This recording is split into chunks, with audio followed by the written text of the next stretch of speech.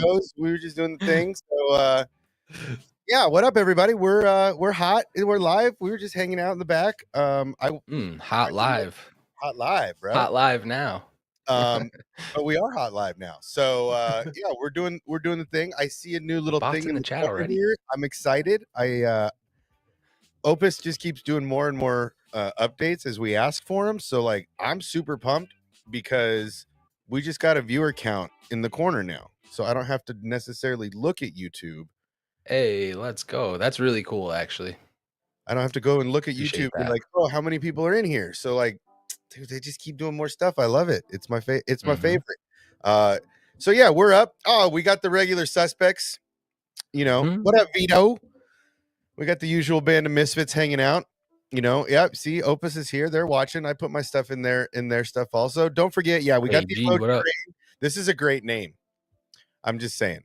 Yes. Like, say it all at once when you're gaming. Like, that's a great name. Hey, Broccoli, get over here. You know, it's just a great name. So what's up, everybody? It's Mando Monday.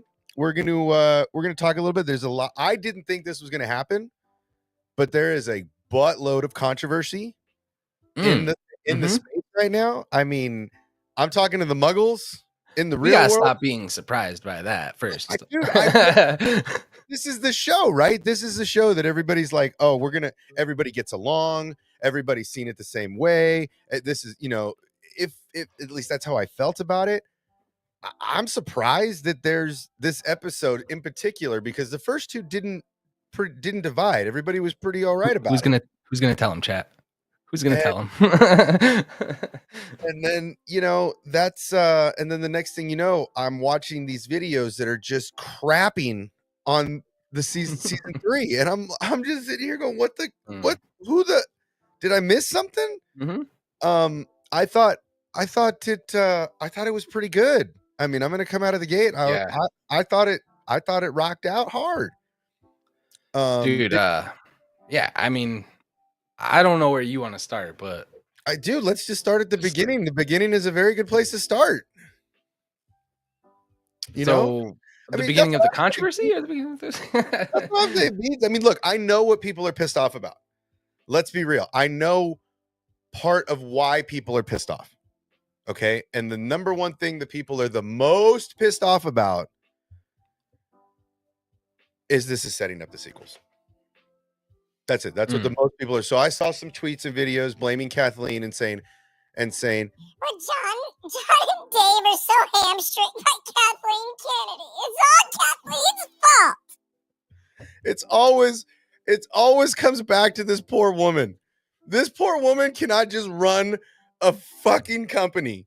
They have to throw stones at this woman constantly. Look, I don't care.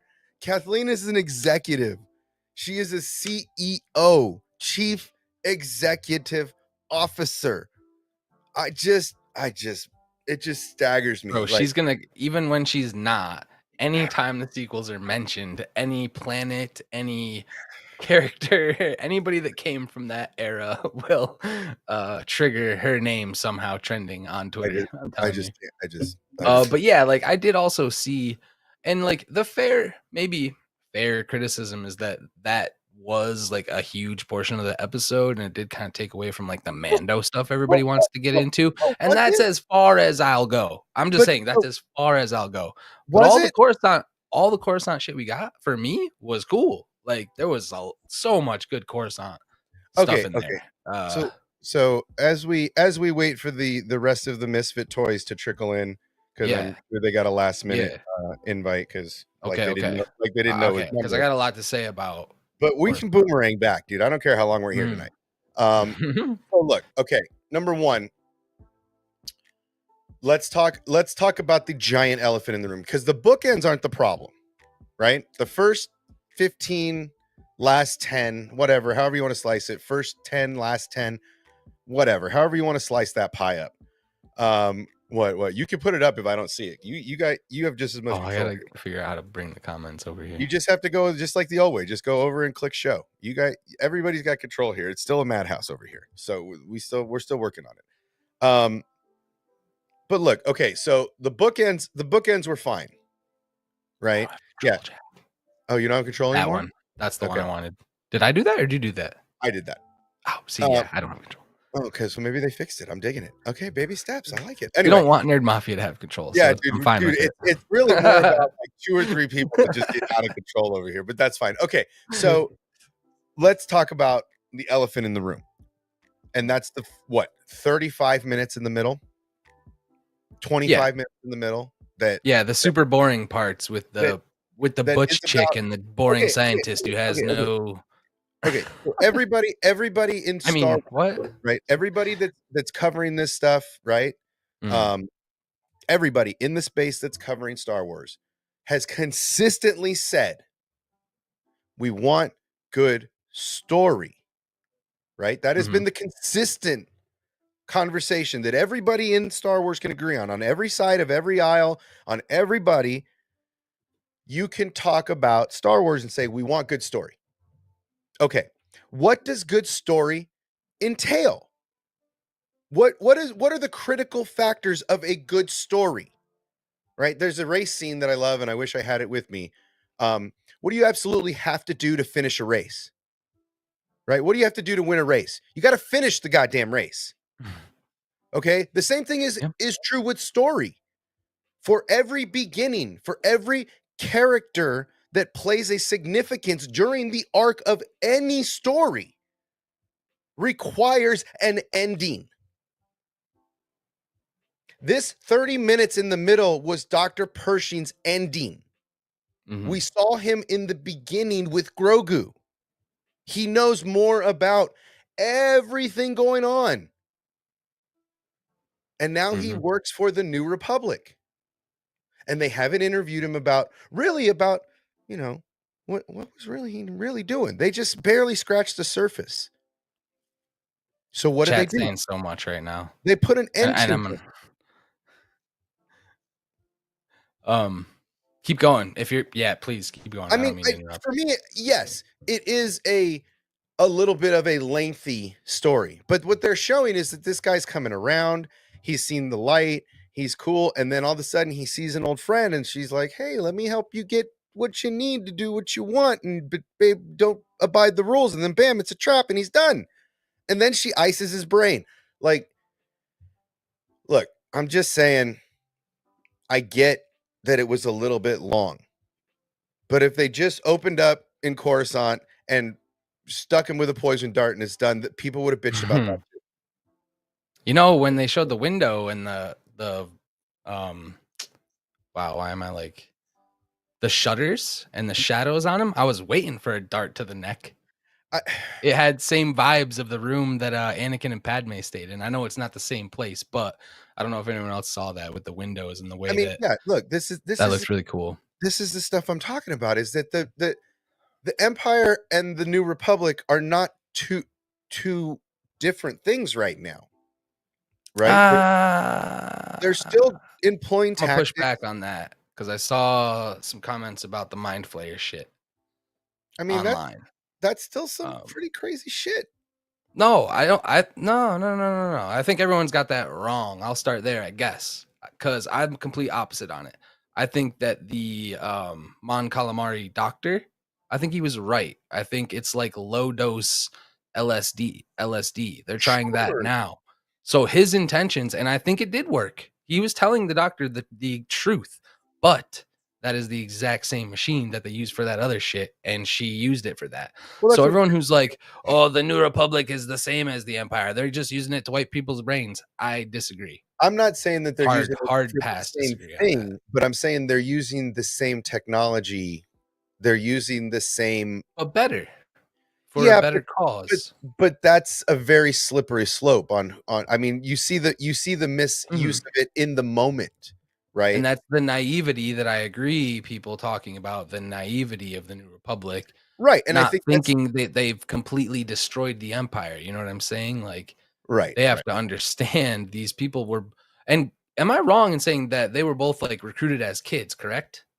Like this is the time the Empire is using them. No, from birth. Okay. No. This is because the other pushback was like The other pushback was the goddamn popsicle scene and all the wonderment of like the mountain of okay, Coruscant. let's Like get into that. these people have been nothing but soldiers, bro. They've probably never seen Coruscant, any of this Well, stuff. let's Like let's I go just, along it's that route. crazy how If you are the the new coolest parts of Republic, Coruscant and the mountain were like stuff people didn't like. well, but okay, so here's the thing about Coruscant. If you're living in a war zone, right, and you're living in the capital Mm, of an opposing faction, right, the Republic or the Empire and the Rebellion, it's not a happy place. Number one, right? The Empire was led um with boots on the neck, right? So it wasn't mhm, like Coruscant was this happy place where they were having parties all the time. Yeah, they were having parties, but they were a different kind of party, right? This was more like a constant celebration, right? Like of freedom. And that's kind of how it looked, right? I mean, I kind of looked at that whole magician on the street, having popsicles with your buddy, having fun and laughing. It's a reprieve from work. It's like going to Disneyland, right? Coruscant is this giant city. Not the whole planet isn't like that. This particular square, this particular area is like that. So it just, to me, it seems like they were trying to show the difference between, you know, then and now, right? And that this is new and fun and yes, everybody can come here and have a good time. I didn't think it really looked like, it was meant to be this kiddish thing. It was just, a celebration a place to celebrate on Coruscant, a place to let loose, have a popsicle, watch a magic trick. yeah, Um, people there weren't worried about anything. I think that's what they were, it's like Coney you know. Island, you know. Yeah, mhm. It, I think people read too much into it. The I coloring was meant to be bright and happy. It was meant to show, that people were having a good time. Um,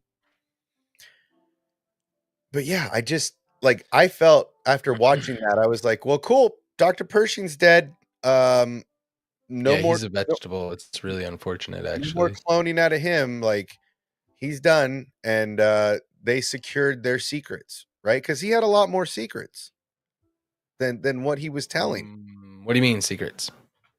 I mean, he knew everything. I mean, I think I'm going opposite with you again on this. he knew everything about the cloning, right? Like Yes. he was doing all of the blood research. He was manipulating, Yes. splicing DNA. He was Mhm. reporting directly to Moff Gideon. He had a lot of information. Now, whether he gave that up or not, and that's why they iced him, is because he had already given up too much information, maybe. But how much more did he have, right? And how much further was he going to try to go with his cloning and show them what he had, like, he wanted to show people what he was doing. That's why he wanted to continue his research, right? I think he's a liar, personally. Hmm, okay. His tell is his ear, right? So if you watch him giving that speech in the opera house, because that was the same opera house that Darth Plagueis the Wise told Anakin about, or found out about Plagueis, right? That's where the Emperor told Anakin about Plagueis, same place.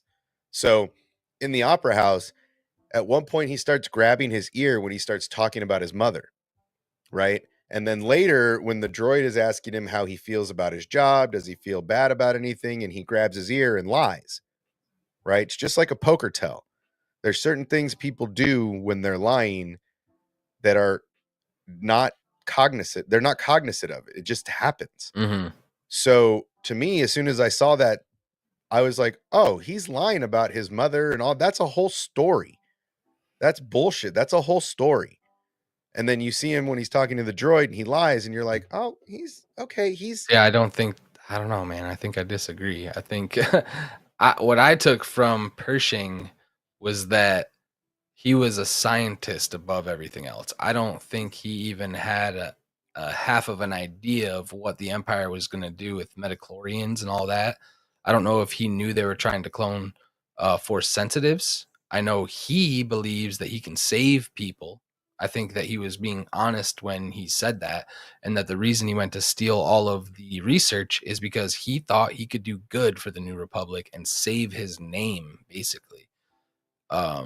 So that's why when he had the conversation with the droid, like, is our number one, priority above all to be as helpful as we can, or whatever he said.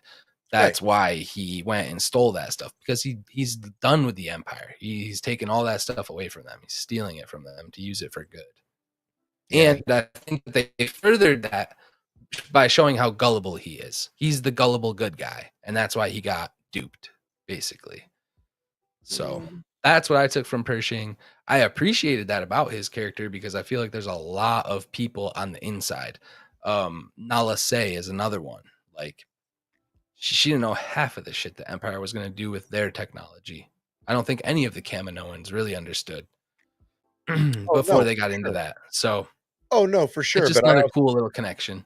I also feel like Pershing is, I mean, not completely innocent. I agree, because he is working for the Empire, and well, and I think that he got but a were lot these people further. forced? How many people had no choice? I think he got a lot further than Empire do what it do. Than they knew he got. Right? I think things were progressing further than we saw. And in where? Sorry, in cloning. Yeah. And I think that's part of the problem. I think they're like right there. Oh, I think they, if anything, they probably already have. That was probably the research that was the final piece, and they that's why she's probably already have a prototype. There's probably a phase 1 Snoke incubating. Well, we saw the body. Yeah, I think we did. And that's what I'm saying. So it just seems like the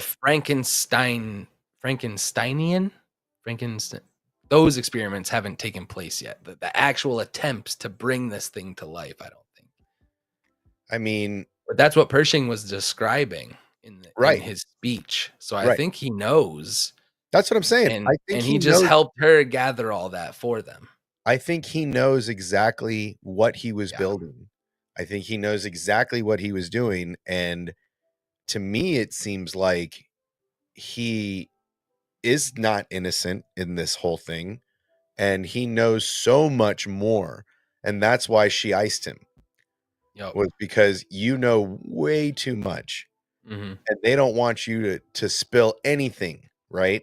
They want to be the most knowledgeable. Well, they want, they don't want Camino. That's why they're, yeah. That's why they're moving all their shit to Mount Tantus. I'm telling you, Tantus has got the cloning stuff. That's what I'm saying, is that they don't want, they don't, the remnants of the Empire, the new, the First Order, whatever direction they're taking right this second. They know that Pershing's on the forefront of the technology, and that he has outlived his usefulness. So what better way to silence him, just like any other story, than to kill him, right? And what better way to do that than to make the New Republic do it, so it doesn't look like any remnants or any, First Order or anybody. Oh, your machine went haywire. I just was sitting here watching. Your machine must have gone faulty, right? Like, this is what I'm saying, is that he was off. He was off not just because, she wanted him dead. This was strategic. This was on purpose. This was. Let's get into this, because Vito brings up what I always question, is like, we still don't know if like they're working with Moff and Moff is isolated by himself doing this stuff, or if it's Palpatine, or if Moff works for Palpatine. Like, we don't really know motives, truly. So that's another thing I love, is like, who's she working for? Really? Is all this information going to get back to Palpatine? Are they taking that technology now, or is it Moff, and Moff is going to get back in with Palpatine because he has this now? Like, I don't think that is everyone in league with the Moff. I don't think that was for anything. I think the Moff Gideon, whoever's in charge at this point. Oh, I think she was sent to get that. Oh, I don't think they let her keep it. I don't think that. No, I think Palpatine or Moff was like, he's the only person who has the technology and knows where that is. It's on his ship somewhere. He'll know everything to gather. Make him do it. That was a generic lab. That wasn't like his specific ship. That was a very generic Star Isn't Destroyer. that why the two of them went? I guess, yeah. No, it was Maybe just he was just gathering equipment. he was just gathering specific equipment that he needed to further True.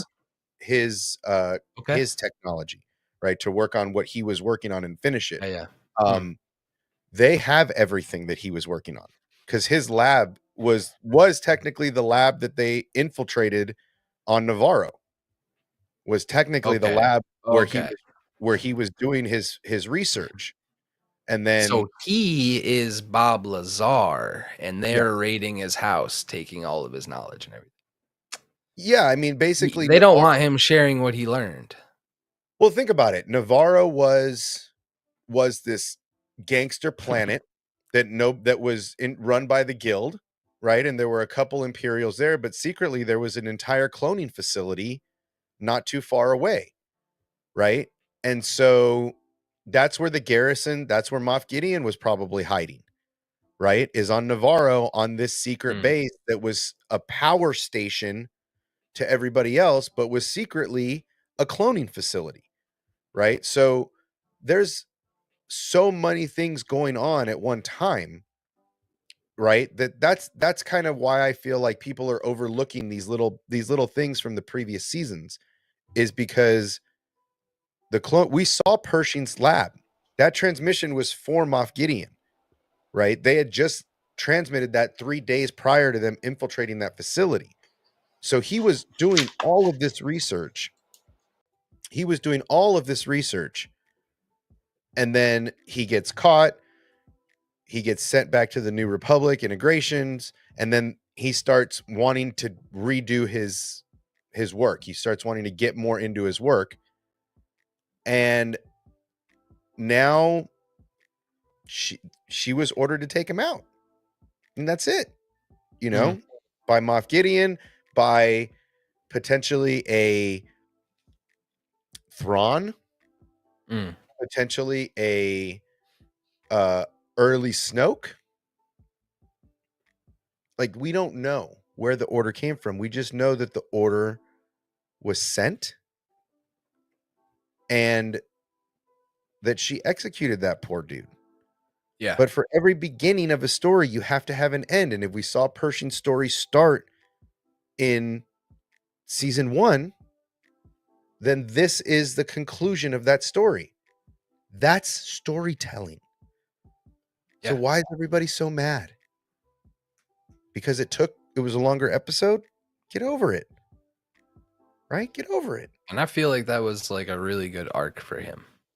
Tragic, dude. Yeah. I feel for him. I really did like that character from the day that we met him. You know, he freaked out. We were pointing a gun at him. He's like, dude, no, like, I'm just the scientist. Like, he truly was that guy doing science that's on the edge of what anyone else could ever imagine was possible. No one's got the money, the resources to be cloning like the Empire was. Like, that's cool. Look, that's cool to me, man. That's Star Wars. Not everybody is going to like every story, but ultimately you got to put an end to it somehow. And he's got to be dead by the time we, get to the sequel stuff. And that's another thing. Ties to Camino with his patch from like day one. Like, I don't know, man. Y'all not paying attention, I don't think. I just think that somebody else said, what's the point of the season? But like, what is the story of this season? It's unclear why the viewers are supposed to still care for the season. Like, what? I'm so confused by that. I'm sorry. Well, then, I mean, there's so many different things to care about. If this episode, pick your poison. Yeah, Sheev's here, but I don't know if he's ready yet because I still see his normal background. Okay, he says he's ready. I just see his green screen. So yep. What up, mighty guy? How you doing? Who's messing with that? Yeah. Okay. What up, dude? Yeah. But are you ready, Sheev? I'm ready. I'm enjoying this conversation already. You guys are talking about Pershing and everything. And getting you fired up? I'm fired up. Oh, dude, I'm definitely fired up. It was a wild episode, this past one. Mm-hmm. Well, and that's Pershing, man. Like, yeah. Well, and that's what. Look, I was saying that this is good storytelling. This is finishing an arc of a story that they started in season 1 at the very beginning with Grogu.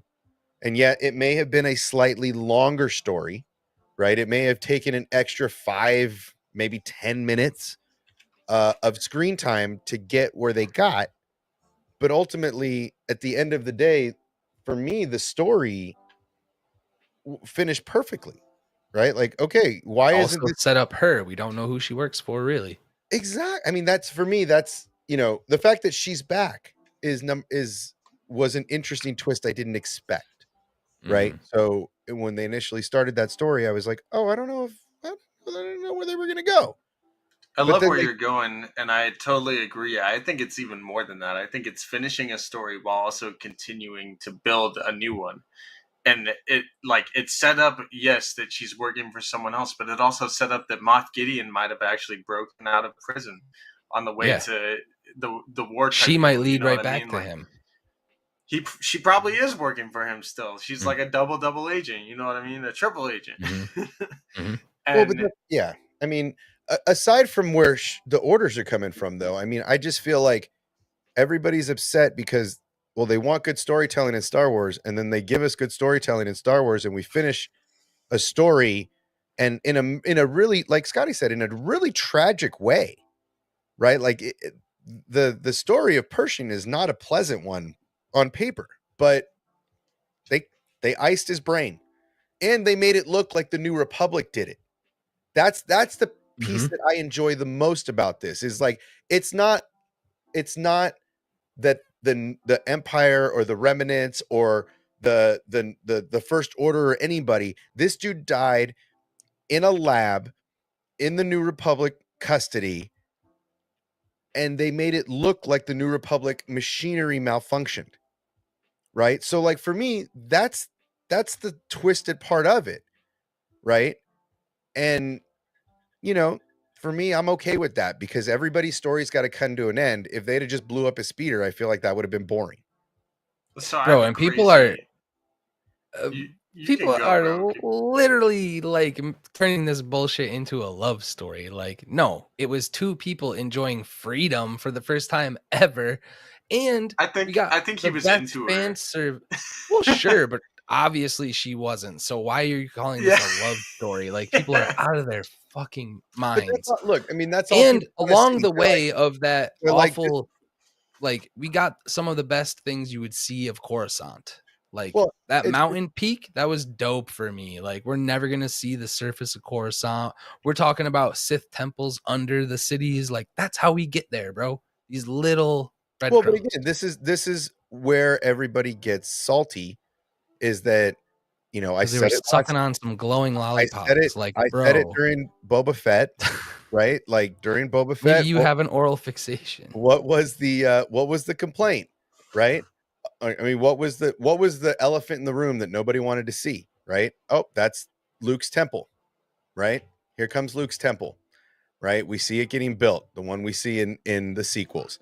Go a little further, you start hearing Snoke's, music in the background of certain scenes.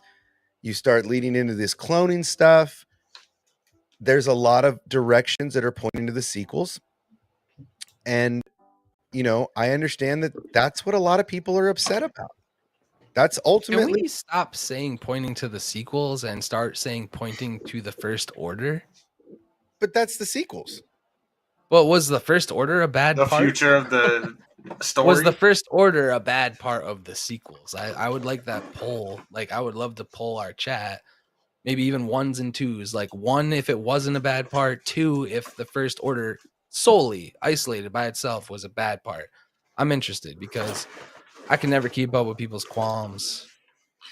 I can't. Personally, I didn't mind the First Order. I thought it was a little funny that it was a new empire. Kind of, I was like, oh, so another one's back. Yeah. But it's like, after 30 years and the way that they're portraying it, I think that they're already starting to do a lot of justice to getting to the point where it makes a lot of sense for there to be a First Order.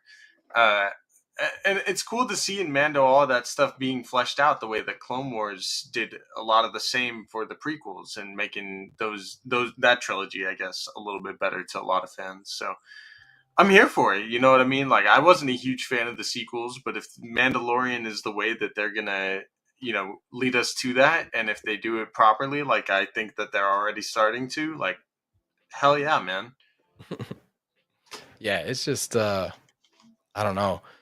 I took so much more away from it. I wasn't really focused on their interpersonal connections. I was more focused on like, oh damn, like they're taking Death Star or they're taking Star Destroyers apart on Coruscant. Like they're farming that Yeah, for dude, goods. that's Like wild, right? that Like was they're cool. still They're there and basically everything. doing what the Empire did to them. They're I just mean, taking are it they back. really even excavating it though? It's almost like they're just leaving it untouched. It's like, Yeah, seriously, who knows? Like, well, isn't this also the time when Mon Mami is trying to decentralize the military and like she doesn't yeah, want to, right? So maybe they're just straight up decommissioned everything and they don't care about them anymore because it's all just like the weaponry. droids and the clones back in the day. You know what Yeah. I mean? Like it's cool to Yeah. see all of that kind of parallel, and it was almost weird to not see the good guys from a bad perspective, because first of all, I don't think they were portrayed in a bad light. I think it was more just the New Republic is kind of filled with idiots. You know what I mean? Like people just doing their jobs, and it's like, a lot of them don't really care about their job. They're just there to do their job. You know what I mean? Like, Well, and I mean it's bureaucracy at its best, right? You're destroying technology simply because it was the enemy's technology, not repurposing it for the uses that you want to use it for, right? I mean that's yeah, bureaucracy at its best, right? It's wasteful, it's silly, but at the same time that's how they did stuff. I mean, look at what they did as soon as the Republic was over, right? They decommissioned all of those ships to make them into Star Destroyers, right? So they took all of those pieces, they broke them down, and we see that on Braca during, Jedi Fallen Order. This is a thing that is consistent, and they're just repeating the cycle that they saw before them instead of trying to invent a new. So it's very political, right? And you see that is ultimately the downfall of both republics, the old and new.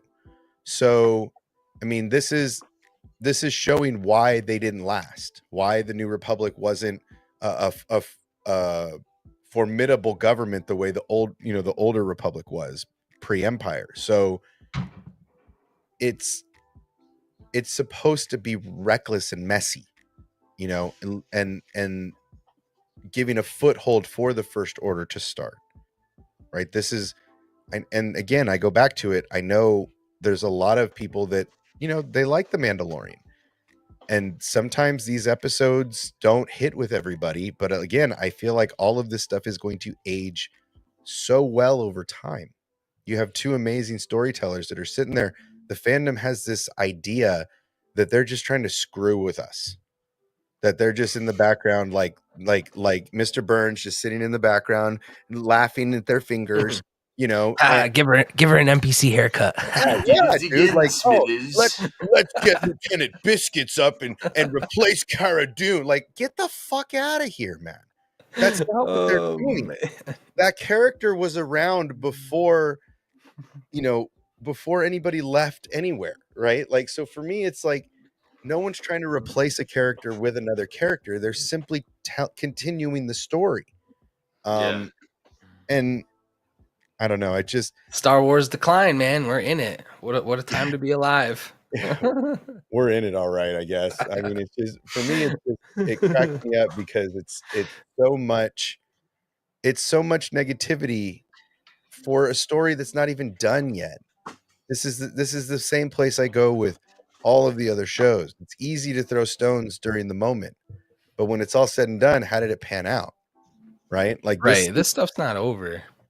well, in this season of The Mandalorian, that was just a moment in this show. This show's Mandalorian parts are amazing, right? The whole covert scenes, the whole irony of like people are Let's do it. Let's move towards the people. let's move towards the Mando shit. Who let this guy in? Okay, guys, just in time. You got to switch, you guys. You can't do it. Eye lines, bro. Eye lines. Drives me crazy. Yeah, I mean, let's get into it, man. For me, this season of The Mandalorian and the lore they are following right now is the best stuff. right? The bookends of this episode were amazing, right?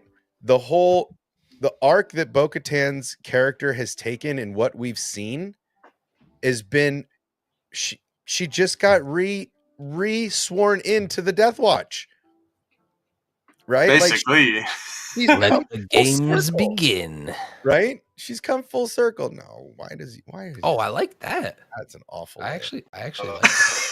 You like Can you highlight? like But this hold up. Well, because can you like put someone else over there? Can you like? Yeah, you could switch it. do Yeah, whatever I want. I like it. When Sheev's ranting and we're all just reacting to it, you can slap Here, him I over can there and do have him that rage too out if you about the want. Rancor. Here, how about I like it. He made it bigger. Oh, there you go. These How are about this? actually like there's a lot of variety there. Opus is fun. Opus has a Respect lot of Opus. stuff. Okay. Opus got a lot of going on. You took away. I didn't realize. Oh my god. Damn, Dan. Oh my You God. grew that beard real quick. Damn, Daniel. Damn, girl. Who did you know a raccoon died on your face? What the fuck? It's movie magic, guys. It's movie Hell magic. yeah, man! I'm finna get. I'm finna get this first saved up on Friday.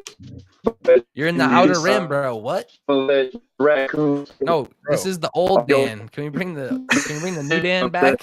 We need the new Dan back, please. Bro, what is going on? How does Scotty in the outer rim have better I'm connectivity out here, than- bro. than Dan? Remember when Dave Chappelle had that mustache? That's what Dan reminds me of right now. I think we lost him. Dan derailed the whole thing, man. We lost Jeez. him. It's all good. We were talking some Mando, Um, man. So look, it's very oh yeah, I can't do that spotlight shit. The Mandalorian portion of this season is fantastic, right? I mean, Bo-Katan basically inadvertently got sworn back into the Death Watch. She's like, Dude. I didn't really mean to dive in the water. I just went to save his ass. And she's I like, was trying to you help him, bathed. Sam. You bathed. You're one of us. She's one of us. Right? Like, that's How kinda- big do you think her smile was, though? I think she's How like. big's her smile? Bro, was it a smile or was it just like a what the Oh, she's- hell? Like, honestly, No, okay. she's I- Mr. Burns, bro. She's scheming No, I feel like right now. I feel like she's the only thing No, she was she's- kind of scheming she's about scheming. was not You know, seeing, did not seeing the mythosaur. Was the only thing. I don't think she's full on scheming yet, but I think she's had like little to no time to react to everything that she's been through, which Katie Sackhoff even kind of talked about recently. Like she goes with Din, or she goes with Grogu after thinking Din is gonna come back and she's gonna mess him up, because she's literally like, oh, I'm gonna beat him up. Like, we're gonna finish this once and for all when Grogu comes. And then Grogu's like, yo, I can't talk, but somehow you know that Din is in danger, so let's go help him.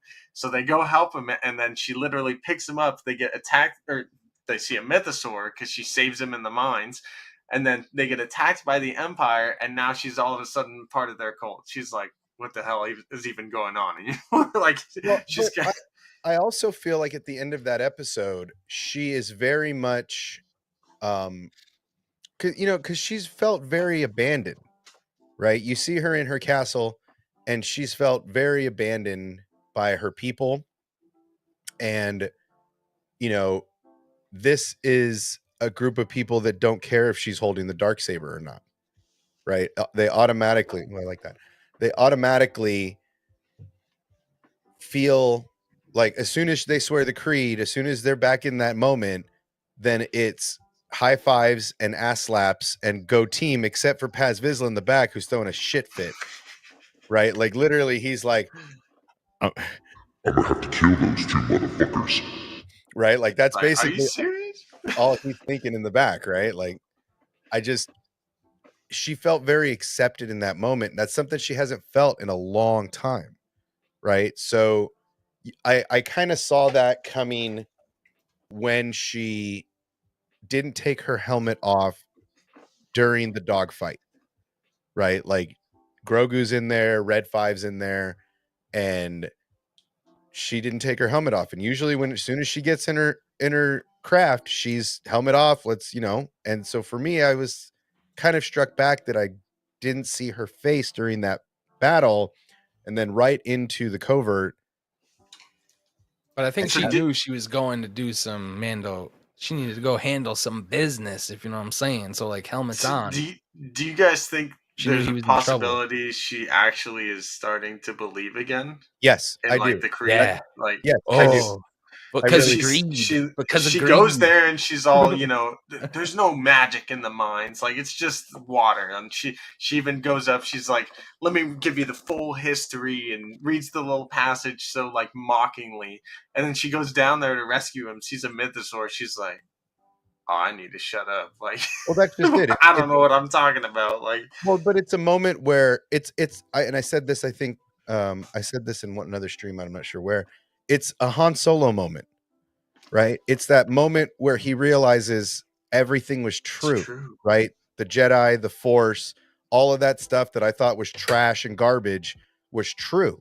And that was her moment where she was like, "Oh shit, this is all real." Like Han wasn't coming to that realization when he said that. He was just describing.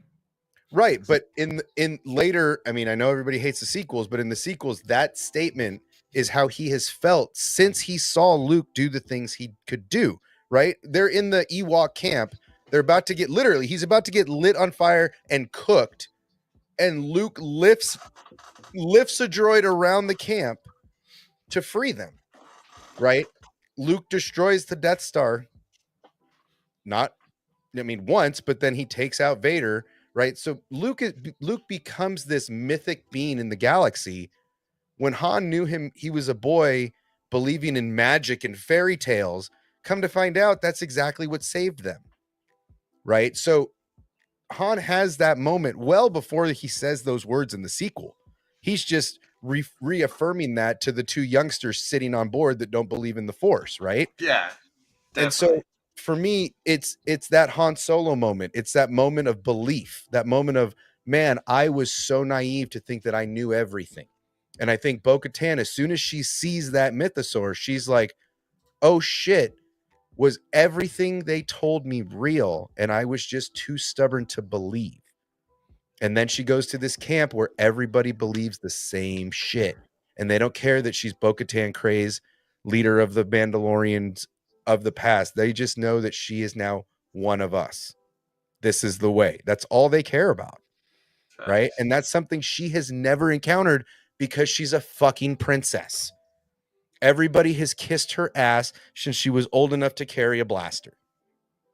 So, wild question here. Do you think she could get kind of a, I guess, God complex in a way, or like think that she's like this sort of chosen one? Because, I mean, there is this whole, the songs of eons past foretold that the mythosaur would rise up and usher in a new age of Mandalore. Do you think like she's probably heard those songs? You know, the Children of the Watch are just, you know, a sect of Death Watch, which she was once part of, and I'm sure like the songs of eons past are kind of more like a Bible thing, you know, this like religious kind of thing within the Mandalorian religion, I guess, or cult or whatever you want to call it. Like, sure. I think it could be that they all know of these songs or these prophecies, and that now Bo-Katan maybe thinks that, gets like a God complex where she saw it, didn't see it. Like, she's like, no, it's me and my redemption for, like, you know, everything that happened with me and the Darksaber. And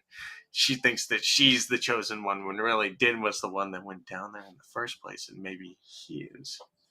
Well, but I mean, look, she doesn't need to think. She knows the rules. The rules are you can fight in combat for the Darksaber. She's both redeemed and is the only one who knows a mythosaur exists. She's one chess piece away from checkmating everybody in house, bro. I'm telling you. Well, but that's people are forgetting. Hold on. People are forgetting she was seething when the N1 came back. Let's get rid of him once and for all. Like, she's done with Din Djarin. She doesn't give a goddamn, bro. And now that she's sitting on a throne, calling it her castle. Now that she has the potential, she's already chance, royal blood, bro. She's all in now. We don't see her face under that mask, but she's ready. It's on. I mean, it's all on right now. It seems like we've seen her yield the saber in live action. It's like a butter knife to her, right? It's easy. That's why they showed it, right? They want us to know how formidable and like goddamn scary Well, she is, dude. But it's not like Paz Vizsla, right? Paz Vizsla picked it up and he was like lifting a 500-pound sledgehammer, right? Din still can't get his hand around it, but she uses it like it's supposed to be used, right? Then she sees the mythosaur. I do think they're setting her up. I do think that they're setting her up for a bigger thing, but I do have to segue into one thing. Can we put to bed that Root Cast is the armor at this point? Don't you think I'm not ready. Don't you think those two would have gone to blows? A lot's happened since the last time we saw her. Who knows? She's not taking that helmet off. She's very with the way, so maybe it's not. But then again, maybe after everything with the Empire, she became that. You know what I mean? I mean, she is salty, but at the same time, she hasn't said much. Like, and that's kind of where I'm at is she hasn't said much since she saw the mythosaur. Right? She's been very, very quiet. She's been it's only business right now. Even in the covert, it's very minimal of what she's saying. I think there's a lot going on up there right now. I'm 100% sure she has a step-by-step way that she already knows. Like, she's been thinking about this for how many years? Like, well, the fact that that's the last I'll say, because I'll just keep ranting. The fact that the mythosaur didn't eat them is also a very telling thing, right? Like, it's, I mean, could have been end story, on to the next one, right? But that's definitely going to play a larger role in what's coming, right? And so everybody wants the whole season now, right? Oh, I don't want these side stories. I don't want to button up any other story. I want all of it, and I want it now, and that's all I want to see, right? And it's just not the way. It's not the Netflix way, right? They don't give us all 8 episodes in one afternoon so we can binge and get our high and make our videos and start this the way it is. Disney Plus has their formula, and let's try again. Dan's here. Oh, we got to do this again. I can't do it. Oh, I was staying in solidarity with Sheev down there in the green screen. There we go. No, you're in the center. Wow. You gotta be in the center. It drives it gets to me. I don't understand. Eye lines, bro. Eye lines. It's just a thing. Okay, so is the mythosaur going to eat Boba Fett's Rancor? Boba Fett's Rancor? How are you getting either of them off planet? Let's start there. Planet, come on. See, now we're back to the whole R5 fitting in the N1. You know what I mean? Yeah. Nah, bump all that. We can put some respect on my the Rancor in the Slave One. So are we going to see some of these people this week? Is this that? Is this what's coming? Are we going to see the Mandalorian factions? Where are we going? Because now that everybody's sworn back in, and I solemnly swear that I won't take off my helmet and I'll protect the motherland and all of its allies. Where are we going to get the meeting, or is it back to Navarro for a little pirate ass kicking session, and then are they following Din Djarin with the Darksaber? Is he in charge at this point? Like, what's the consensus? I'll tell you where I'm going, Obsession. When earlier on the stream, while you and your sequel trilogy cohorts over here was making fun of my raccoon face and my shitty ass Wi-Fi, I was out here making this beautiful juicy ass steak. Oh yeah. Oh yeah, you like the meat. Yeah. Oh fuck you. No. Pause. No, I'm not falling for that. But how much do you fit in your mouth? What? What the hell's Y'all going are on? out of pocket right now. What's the matter together? So yeah, Rancors and No. I want to know: are we going to Navarro, or are we going to get the whole band back together? Is it a meeting of the clans, I Or think is it? Navarro could be likely. It's been a little bit, and check in with the Enzellans and what they're doing with our droid buddy. Maybe Din even will find a chip for IG-11 as well, because he's still searching for one of those, even though the whole R5 thing happened. I think he's still looking for one at least. So we'll see what ends up happening with that. But I do think Navarro is a good call.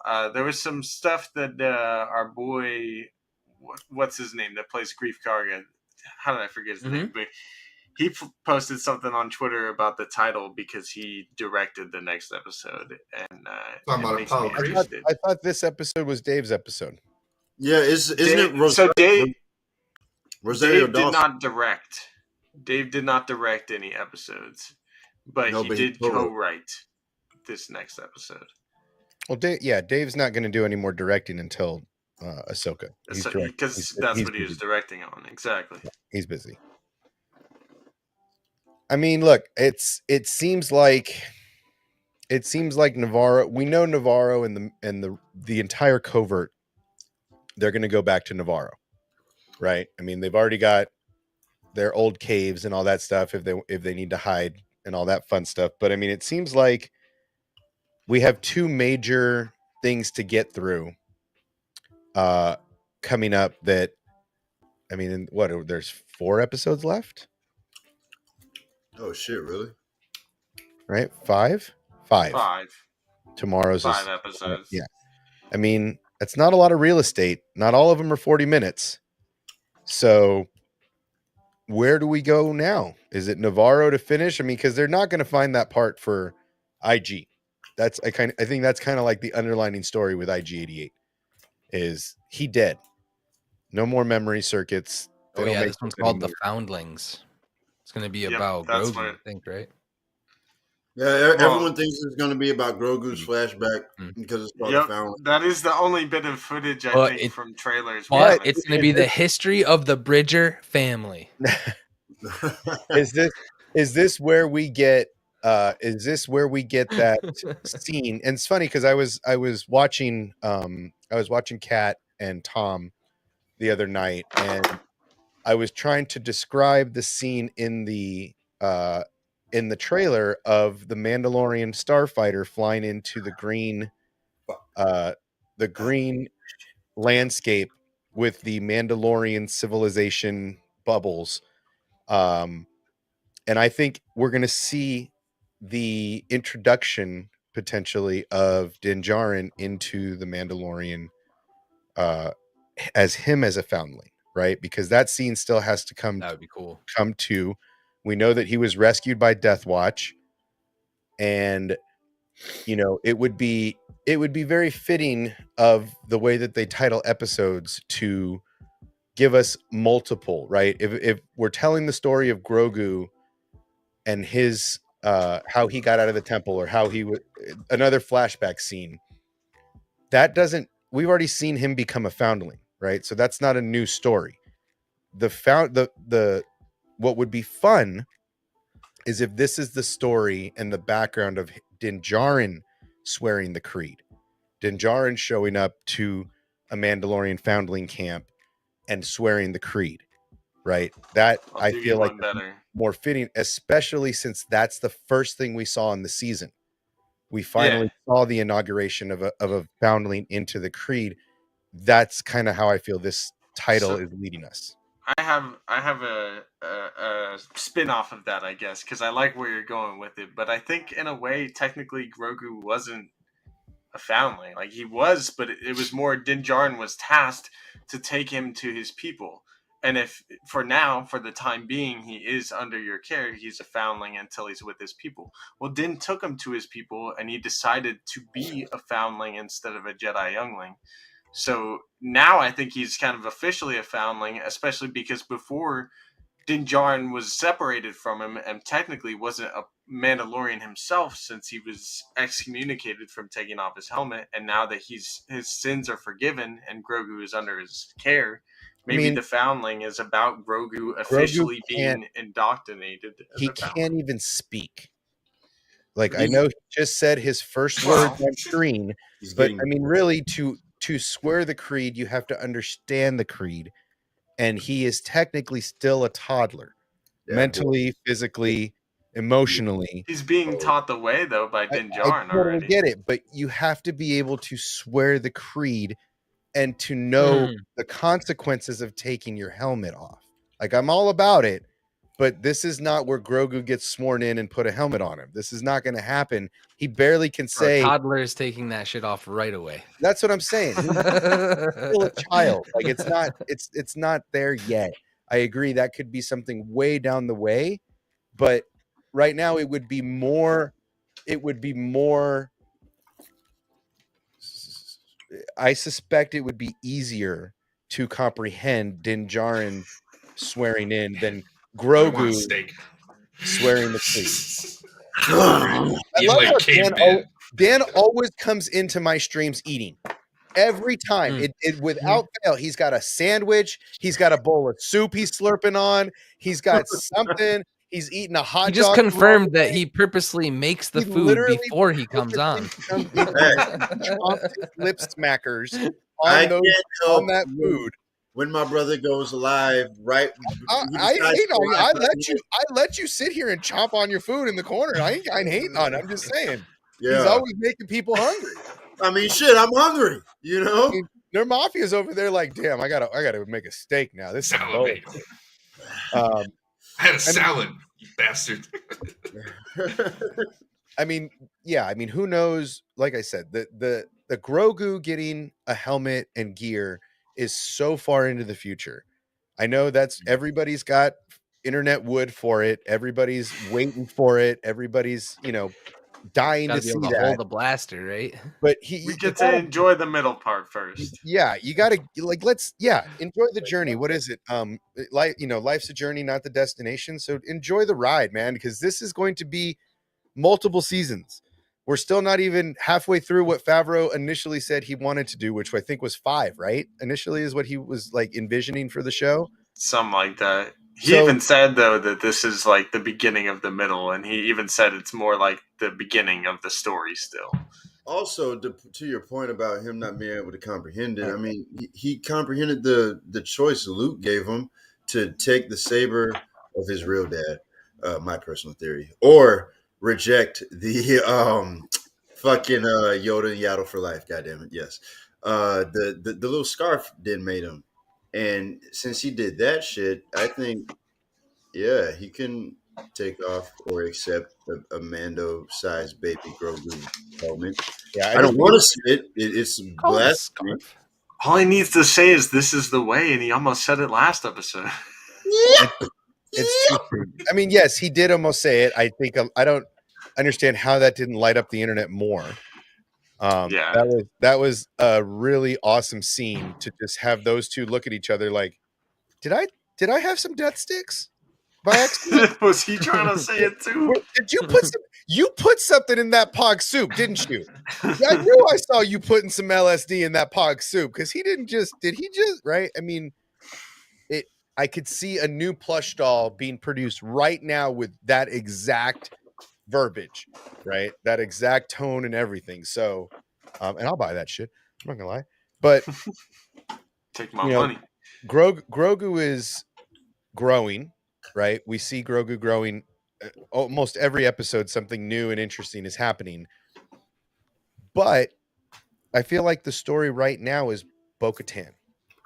I feel like the center of this series is Bo-Katan, and I'm more surprised that I haven't heard the word Mary Sue being tossed around because of Bo-Katan's consistent saving of Din Djarin, because she is a certifiable badass. But if you're one of those people that feels that way, you've never watched any of the backstory in animation, because she's a boss in animation. I think that's why she's not really considered. Like, she's what, 19, 20 years old in the Clone Wars, kicking butt. She's a kid. She's a puppy. She's 19 in Clone Wars, 38 in Rebels, and 47 right now. She has plenty of, room to earn your goddamn respect and put some respect on Bo-Katan's name, because she's a Mary Sue done right. I don't care what. Well, it's not a Mary Sue if you earn I mean, it. You know what I if you're a mean? badass, You know what I'm going for, man. Why you gotta cut me off like that? Now I don't know what I was about to say, Sheev. God damn it. Fuck. well, but here's the thing: is that if she really wanted the Darksaber, she'd have let that dude drown and pick it up off the floor and say she cut his head off. Uh-huh. Right? Like, if she really wanted to cheat the system and really wanted the throne that bad and really wanted it that bad, that's what she could have done. Right? Even when she picked him up out of the water while he's passed out, 1 minute, and they're both dead, and she rules everything. It's, for me, I think it's gone past that ambition right now. I think her ambition right now is somehow taking Mandalore back. That's the first piece of the puzzle for her. From who? The cavemen? Yeah. Are on it? Like, I don't understand this. We keep talking about taking Mandalore back. Nobody's got it right now. The robot guy with the 1 hour, she already killed him. Like, well, she's trying to unify her people. Yeah, it's more. That's what it's more about. It's more about going home. That's right, that boy, Steve. Get him. Right. It's more about going home. Your ass up right now, Steve. You put my Rancor to sleep. To sleep. Hey, Obsession. Can I trigger some sensitive Star Wars fans? Right now? Sure, trigger away. So I see people's comments. Like earlier, someone said something like the show is confusing. There's a lot of whatever, and Bo-Katan is the most consistent in the show. And I want to be like, that person watched the Clone Wars. Guess what, guys? Nobody who saw that shit, nobody who watched any of the other shit and saw one episode of Bo-Katan in Mandalorian, guess what? That bitch is a Mary Sue to them. Right. Sorry. I'm sorry. That's the facts, bro. Not everybody's watched that shit. So that's where those opinions come from. And again, like, it's casuals. I'm sorry.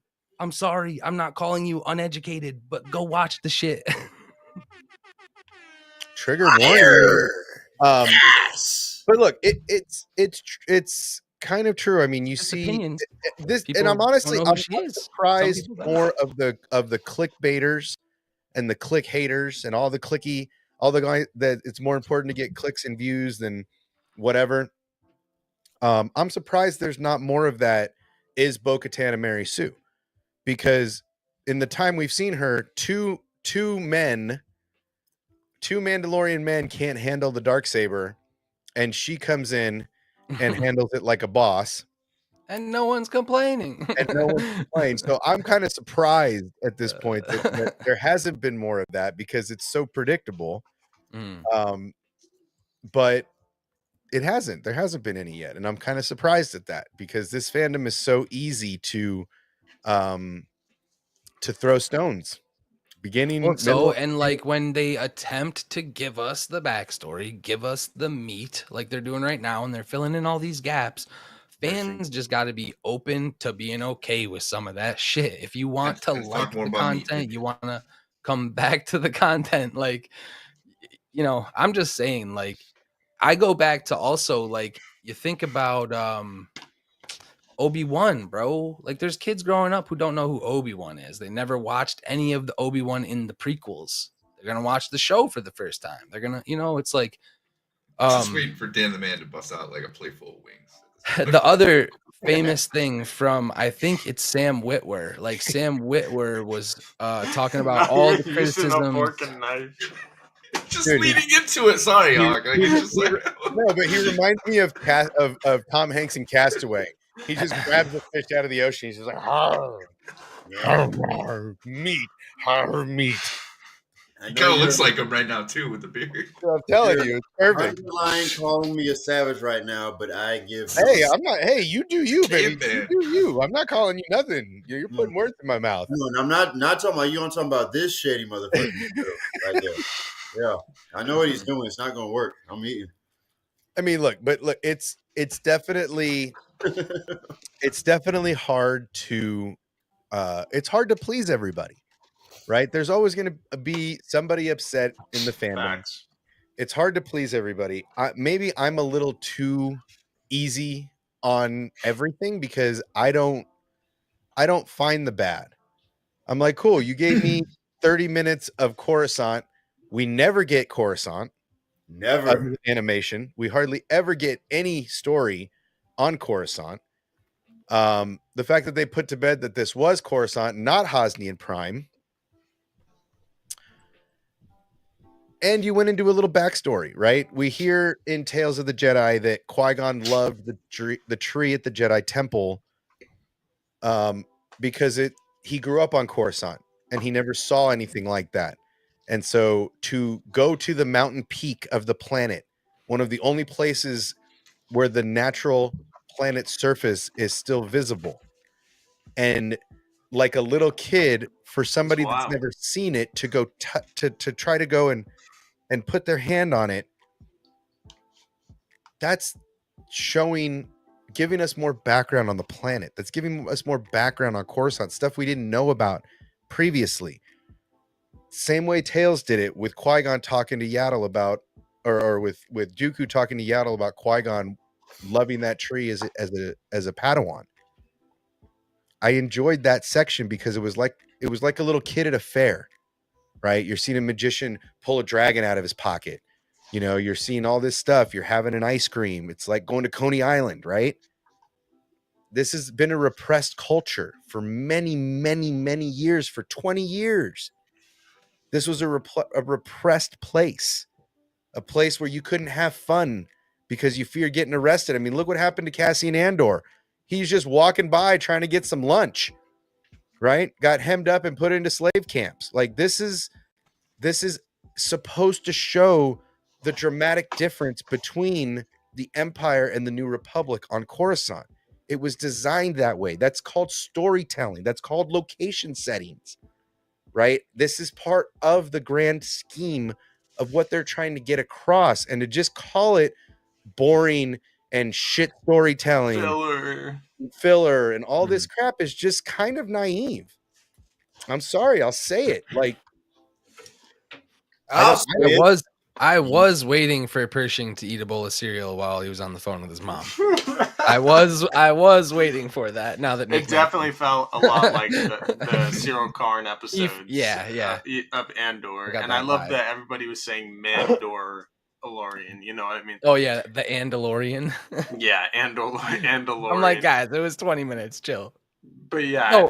So I'm glad you said that, because now I'm like, okay, so every time we get a little bit of exposition, like, we're gonna be Andor now. Like, oh, guys, we can't have dialogue anymore. They're just gonna compare it to Andor. God damn it. And sorry to step out, but I gotta go, boys. I will see you guys tomorrow and talk some more with you for streaming. Bye. Hey, bro. Much love. I mean, look, but it's very normal. It's very normal. Gotta switch this.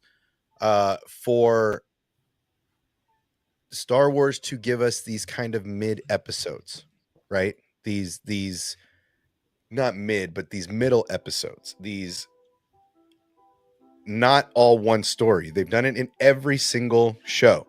In Mando, there's a Boba scene. In Boba, there's a Mando scene. In Mando, there's an Ahsoka scene. In Boba, there's an Ahsoka scene, right? There's a Luke scene in Boba. There's a Luke scene in Mando. There's constant cross-pollination between these shows.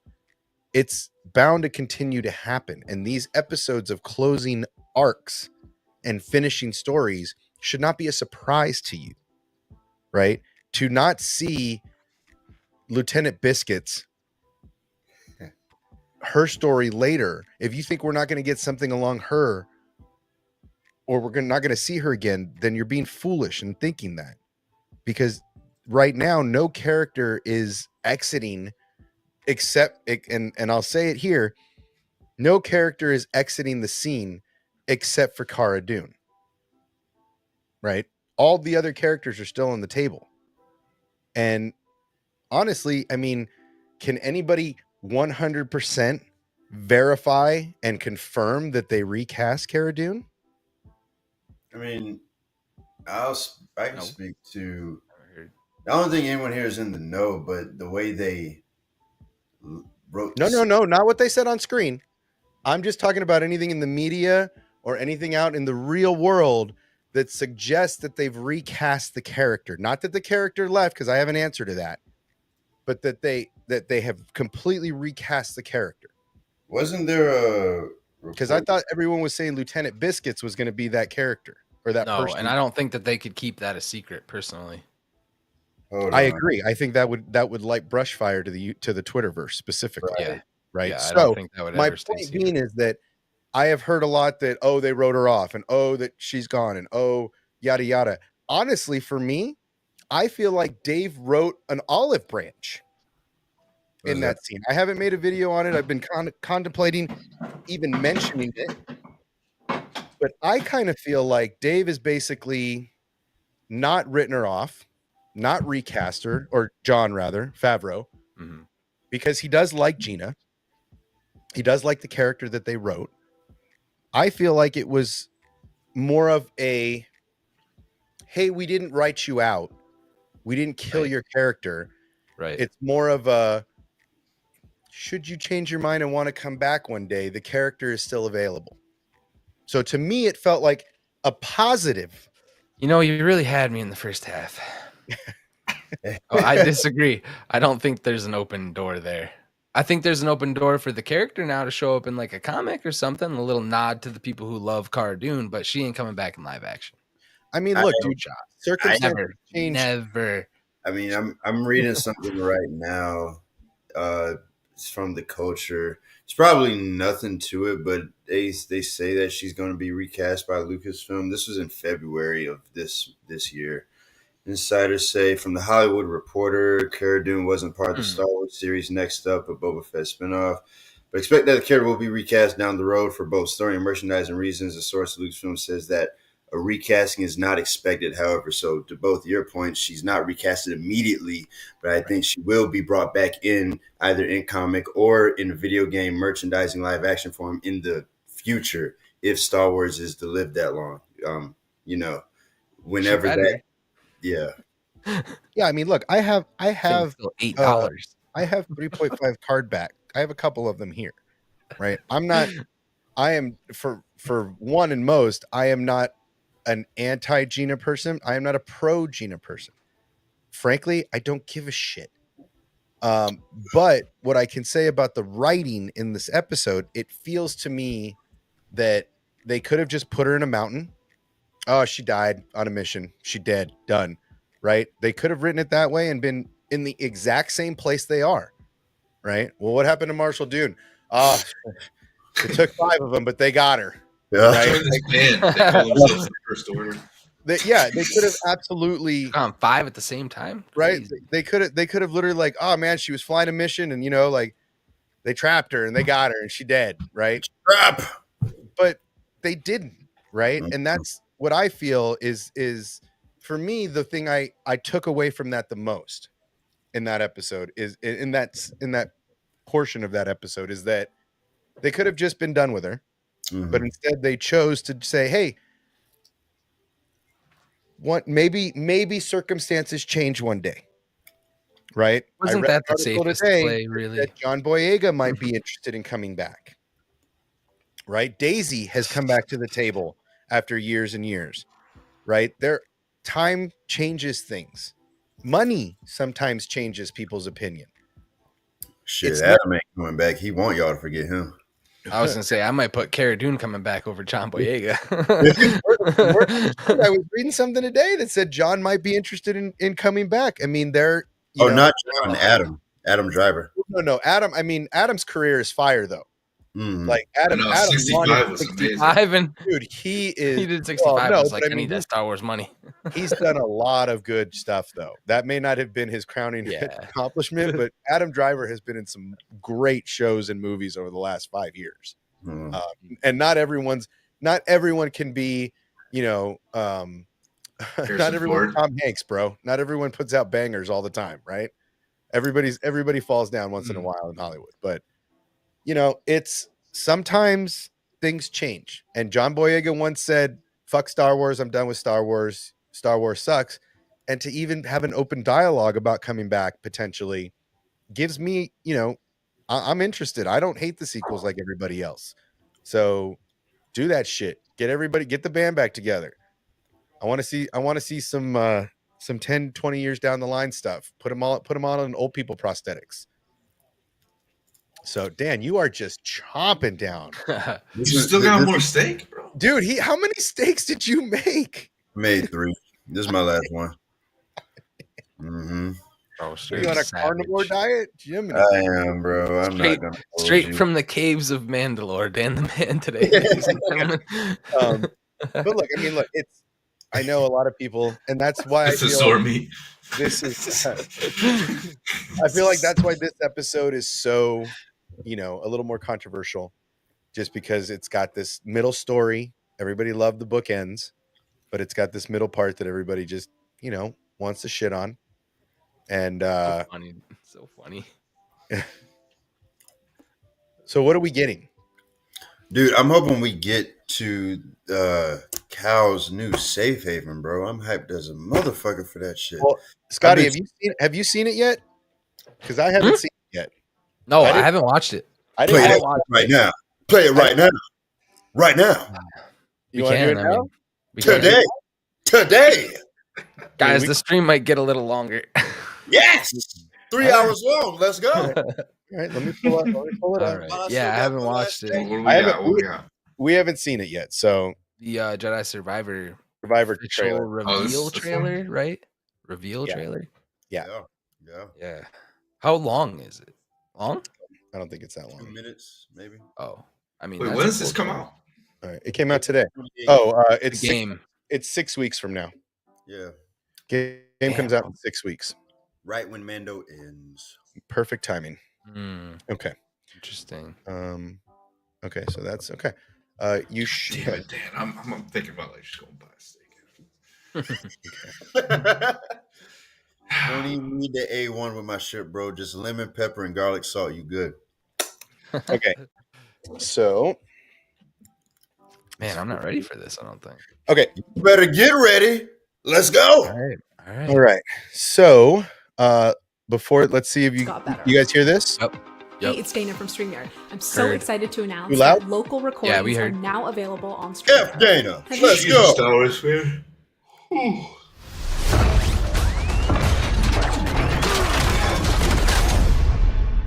It's been a long 5 years.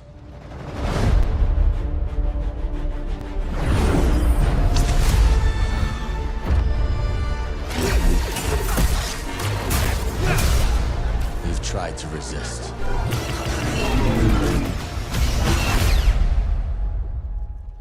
Fear and mistrust rule the galaxy.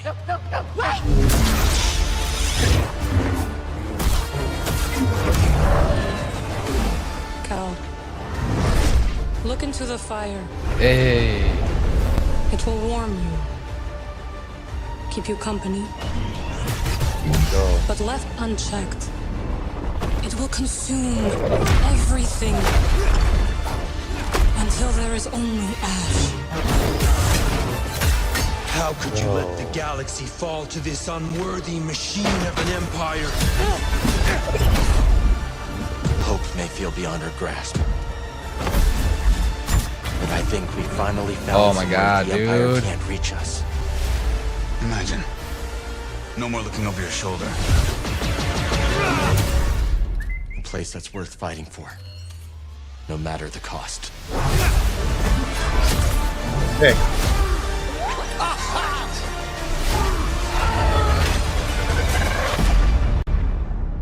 Bro. Is she's talking to him about the dark side, bro. She is I saw him fighting the teaching Mandalorian. him about Percolated dark my interest. side. Interesting. Bro. Saw that, right? Jetpack dude he was fighting. Yep. And at March the end Stewart. right there too, damn, Seer looks badass, dude. Holy shit. She's legitimately a monk. Dude, she's the new librarian. New Yeah, job. Co-op with she's the new Marin. Jocasta. Yes. Yeah. Taking up her library stuff. Yeah. Yo, she's talking to him about the dark side. The fire. Man, bump all that. We finna play as her in gameplay. Did you peep Oh that? my God. Yeah, That's gonna be I think sick. so. I'm talking about you don't just get to play as Dobe. I mean, yeah, I kind of feel like it solidifies that dude is from the old days, right? This guy is definitely from the old Republic. Oh yeah. And Jedi. Who? Interesting. Which one? Blue guy. The purple. The big gnarly giant guy. I think it's old. The other guy. His friend. The Jedi. The one we find. Oh, yes. Yes. The gray skinned guy. Yes. High Republic. Yeah. This dude here. Yeah. This one in the tube. The tube Jedi. Okay, I get it. The one in the back of the tank. This one. Yes. The back the tank Jedi. Yes. Threw me off that boy. I mean, look at his robes, dude. Oh, that is him right there. God dang, I gotta watch this thing and break it down frame by frame. There was so much. Oh, I'm gonna go. Let's see. Yo, and the lightsaber. Hold up. Let's go back. 2.5. Give me them High Republic tie. Yeah. And I'm telling you, Charles Soule is gonna be in the credits. He's gonna be in the post credits. Look, dude, lightsaber on the hip, just like a Jedi. Come on.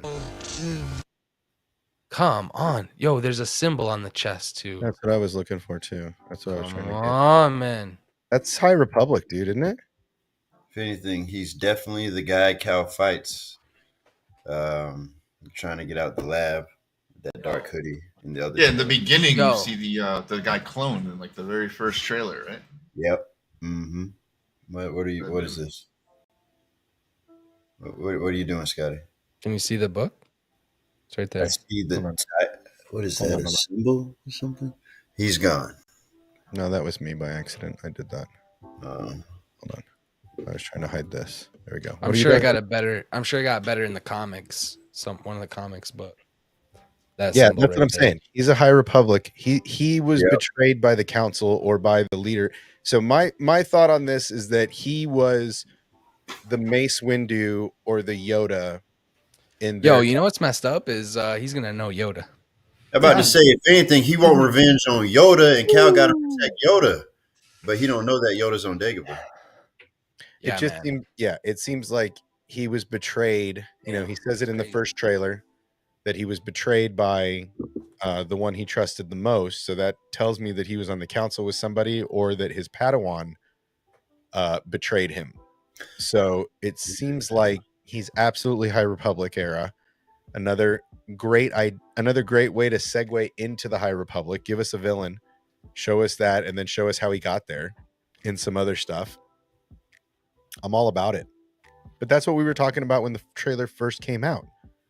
When the trailer first came out, who explained that he was from the High Republic? That's what we were talking about. We were talking about the gold robes. Well, no, chat's all trying to tell me that it's been explained. Like I'm some kind of idiot and I missed something. No, we were talking about this forever. We've been trying to explain it, but that just confirmed it. I think. I mean, the gold was like a big hint, but I needed the symbol, bro. I needed something. Well, yeah, and that's just it. Like the robes were bracers that he's wearing too, right there. The bracer, fire, dude. The armbands. Yes, this dude is sick. Like I don't care if he's a villain. I love him. Yeah. I just want to know where they found him. What does he say to him in that moment? Hold on. He says something. Let this machine of an empire rule. How could you let the empire take over? Yeah. Okay. Here. So he's like, until there is only ash. How could you let the galaxy fall to this unworthy machine of an empire? Hope may feel beyond our grasp. That's what you're mad about? And I think we finally found somewhere the Empire can't reach us. Oh, that's it right there. That's another thing too, Scotty. More Zeppo bullshit. We finally found somewhere. Yeah, dude, the temples look sick. But that's it, isn't it? Isn't that Jocasta? Is there a? I want to see the symbol. No, that's Zeppo, baby. And I think we finally found somewhere the Empire can't. Yeah, these temples are all Zepho. Yes. Is that Zephon? Yeah. Or is this Jocasta News location? I hope God. I don't think she was that advanced. She was more of a cave. Imagine. She was hiding. No more looking over your shoulder. Cows. Interesting. Oh, that guy is more of like a bounty hunter type I was curious if he was another Jedi. I think you could modify Cal's beard yourself, or just progressively get thicker as. Yeah. I don't know. The whole time. Well, it seems like they were separated too, right? It seems like the story is showing that like everybody went their own way. It seems like. Well, that's the Right. thing. Like, I don't think Seer's gonna join them. It's just No. gonna be these three. Oh, yep. well, that's what I'm saying. I think they had to go find everybody, right? Like Mira and him were doing their thing, and then it seems like Seer was at the library, and then our boy Greaves is that it? Greaves? Mhm. Yeah. Greer. I have to read this. Apparently, there's like a one shot. That red dot is the key to everything, bro. That safe haven, the thing we're fighting to get to, that's where everybody's going to coalesce. Where we get the new Jedi Temple with Cal running that shit. Grogu's going to be there. Mando, Ahsoka, that fucking place. That's what I'm talking about. Okay. At the cost. The island for misfit Jedi. That's right. Because Cal never stopped looking. He destroyed the thing at the end, but I don't think he said trust the Force. Okay, so he said let the Force guide us. So the kids are going to find him there. Yes. Yeah. I'm down with that. I mean, that's pretty awesome. I mean, I got my pre-order out. I mean, I got my pre-order. I'm ready. 6 weeks from now, we get Jedi Fallen Order, sequel, Jedi Survivor, and it seems like from what I've been reading about the game, they're going to continue the same Force ability, skill points, stuff like that. All that's going to be the same as far as leveling up. Yeah, Jocasta is no longer with us at this point. Yeah, she did, girl. Oh, Jocasta's been gone for a long time. Yep. Mm-hmm. Yeah, but her library is not. If you follow the comics during Order 66, she was at her library finishing the setup, and she went back to the Jedi Temple. Telling you, trusting your girl Seer, she gonna pick up where Jocasta left off. That's what I'm saying. It seems like Seer is now the new Jocasta. She is now the new librarian. She is now the holder of the secrets. Jocasta went back to Coruscant and to the Jedi Temple to get the holocrons. She had set up this offsite library in case, because she felt that something was coming, much like Cordova. Cordova was searching because he felt something bigger coming, and he was searching for answers. Now, do you think once Cal finds and secures that new place, do you think he's going to invite Drakova and Seer to that place? I mean, yeah, I would say so. I mean, it seems like Seer's doing all the work as far as, going through the archives, right? Because you have to think that's got to be a pretty intense archive that Jocasta put together for the future of the Force, right? So I feel like Jocasta or like Seer could sit there for years, going through that stuff. Obviously, Cal has spent some time in that library, having learned 4 more forms on top of his initial training.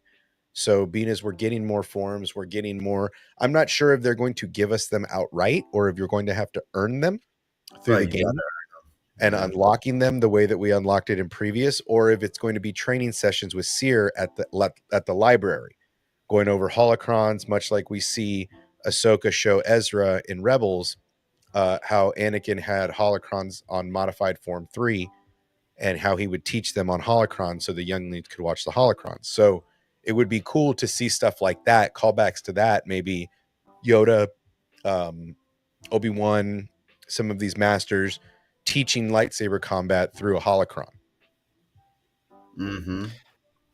I think I'm not so convinced that they're going to set up a specific place, but I do think this is all going to correlate with the path. And like the fact that like the Force specifically, I think, chose people like Cal and Quinlan Voss because they have that psychometry ability to be able to actually find people who are force sensitive without knowing where they are. They could just touch an object they're familiar with, and it will show them where they've been. So, that's where the path is going, way right? of it's like, keeping the Jedi at like somewhat of a peak, not like completely snuffed out, because there always has to be a balance. Mm-hmm. Yeah, man. Like I always looked at the path as a place of them getting somewhere, and I think that this place is where Cal's setting up shop. Like his own Xavier Institute for all lost Jedi come to me, which opens up the door for him not to die. A lot of people have been horrified about him dying at the trilogy, but what if they find some old ass temple and like literally one key in, and Cal's got the key, and now this is a place where people can actually hide? It could be clouded by a nexus. Like the only thing I have it against it being another temple is Cal said that it's a spot that the Empire can't reach, and I feel like the Empire has archived footage of every known Jedi temple. But I mean, how old are you? This is also a character that got trapped during the Old Republic, and if he was put into isolation like that, there might not have been many archives from him, and he may have found the obelisk. See, and that's where psychometry comes in. Is he could have found the obelisk in Joe Costa's library, or it could have been somewhere off-site that he found it. Then the psychometry comes in. He sees where it is on a star map, goes there, and unwittingly unlocks an adversary. Right? That seems more logical of a story. Is now by that individual, are you talking about him, the thing being Cal, or our boy? You're talking about Cal. Okay. Yeah. I'm going with Cal unlocks the obelisk, right? The guy with the obelisk pendant thing. Now, but in the other trailer, the guy says, "Now that we have this, that's the obelisk, right?" I think that's the same item, yes, and I think that item unlocks multiple things. Okay. Right. So whoever trapped him, whoever put him in there, that maybe they found it together, and he was betrayed by his Padawan, by his master, by another master, much like Dooku and Saifu Diaz, right? They were, everybody was always infighting in some way. We're going to find out, but it seems like that pendant unlocks more than just his back to tank. It seems like that is definitely a key part of the story, and maybe this guy knows where there's a weapon that they were working on or something along those lines they have to make him an adversary. There has to be something that he wants to do that Cal feels like he has to stop in order for them to, basically become these adversarials. So it seems more likely that, this guy's pissed off because when he was imprisoned, the Republic was at its peak and that there was no darkness and that they were actively, seeking out Sith Lords and such. And so what's blowing my mind right now is if this is he's got no arm, right? If this is the same guy that we see also with Old Republic looking robes and a red saber, where's that transition take place? When does he drop the gold robes? Is the saber on his hip right now a red saber? Like, how much time are we talking here? Like, what, I need to know who that Sith is, man. I would love for there to be two adversaries and for it to be Star maybe Killer. Another Inquisitor. Hopefully, the first brother, Kenan. What's his name? That would be dope. Like, I think that's all they can do, really. Like, it has to be, right? Or he's gonna fight Darth Maul. Arm, like. Yes. So many questions. All right, man. I need to go eat some meat. I blame it on Dan. I'm hungry. Yeah, I can't control myself. Do it. I'm just so you were talking about this dude. Okay. Later, bro. See, and why are there B1 battle droids? That's another thing that I just noticed. Wait a minute. What up, that person? Raja. The talented Mr. Griffin says, would Marin be able to enter a Jedi temple with her magic being based on the dark side, my friends? No, I don't think so. Like I don't think these temples are gonna deny entry. But if it took, like, we have seen temples like with Maul and Ezra that needed 2 Force users to enter because they had to lift certain things. But exactly. And another thing, I don't think these temples will be locked off to them.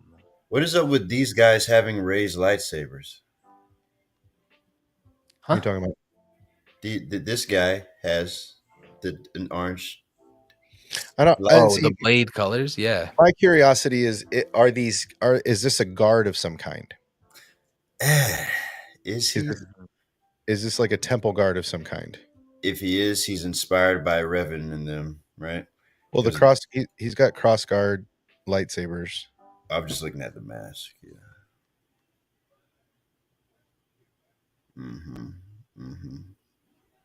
Yeah. See, so it seems like Cal was away from these guys for a while. Yeah.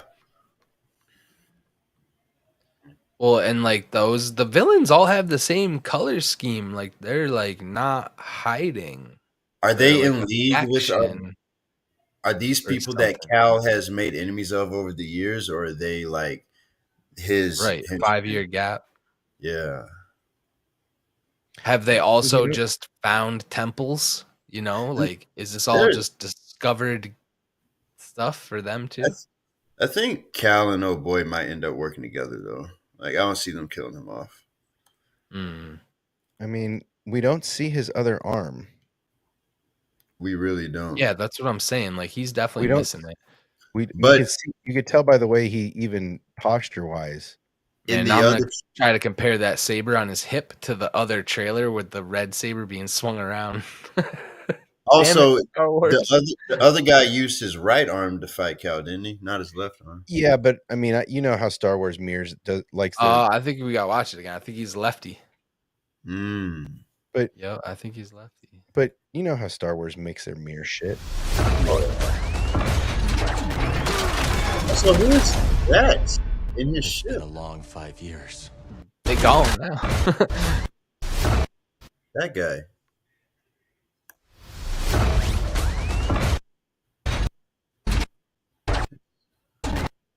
Trooper? Did Cal? That's what I thought. I saw the red eyes. That looks like an Imperial ship. That doesn't look like their ship. You got captured, right? Took their ship over because it looks like that dude was just sitting there. Okay. Yeah, we did notice the arm, Paul Walker. It's been a long 5 years. Apparently, he loses it in audiobook.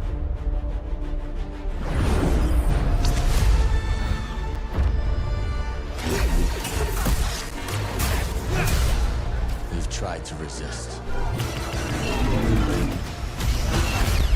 So this is now 10 years into the Republic.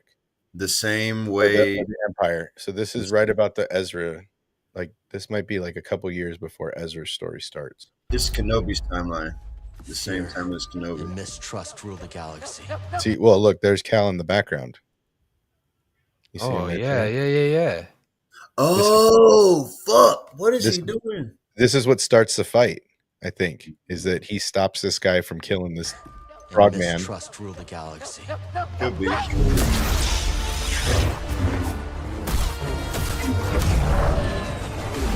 Cal, look into the fire. Yeah, dude, I'm gonna call it right now. These keep you company. These guys are all Cobb bands. But left they found this stuff. They're using it to assume power. Everything until there is only ash. How could you let the galaxy fall to this unworthy machine of an empire? Hope may feel beyond our grasp. But I think we finally found somewhere the Empire can't reach us. Imagine. No more looking over your shoulder. A place that's worth fighting for. No matter the cost.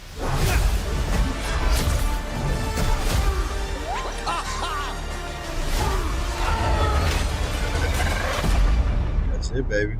That's it. That's the key to Star Wars right there. We're all going, man, I'm hyped as hell for this game. Hell yeah. Well, that's pretty crazy. I mean, that's I'm excited. I'm excited about the forms. I'm excited how deep they're going into, that we're getting more force abilities, we're getting more lightsaber techniques, that we're getting more, more of that lightsaber table building stuff. I'm going straight dual wielding all day, baby. Like you talking about? Yeah, you're just breaking it in half the whole time. Literally, Star Killer style. Let's go. Yeah, man. I mean, I like the fact that I like the lightsaber forms. I've been a big fan of the give us a game where we can change techniques based on the opponents. I think that's a lot of fun. They are not very lore heavy.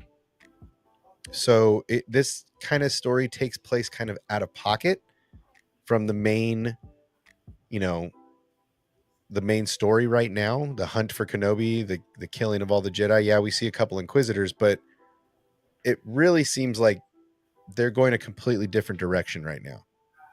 And it's more of a search for artifacts and search for, answers and stuff. I hope we get more Zepho temples. I enjoy the Zepho story arcs. I think those are a lot of fun. But yeah, we're just going to have to see where this game takes us. I can't wait for it to come out. We got a 6-week delay, right? I mean, we should already have it in our hands. So we got a 2-month delay. And honestly, I'm about it. If that's what the gameplay looks like, take all your time you need. Yeah. The gameplay looks fantastic. And that's not, there were a couple cinematics in there, but there was a lot of gameplay in there. It was. And so I like that. I like show me trailers that have gameplay. Show me trailers of real footage. Don't do the Eclipse thing.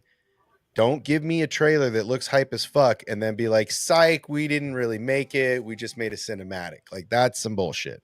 Yeah. Not about all Trying that. to hurt my feelings. I mean, dude, I wanted the game to be real, but it is real. They dropped the ball. It's not here.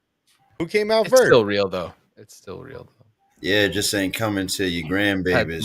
Yeah, I mean, you're gonna be playing it when you're 50 at this rate. So hey, as long as I can play it, I don't care. don't table that shit. Well, I agree. Yeah, don't.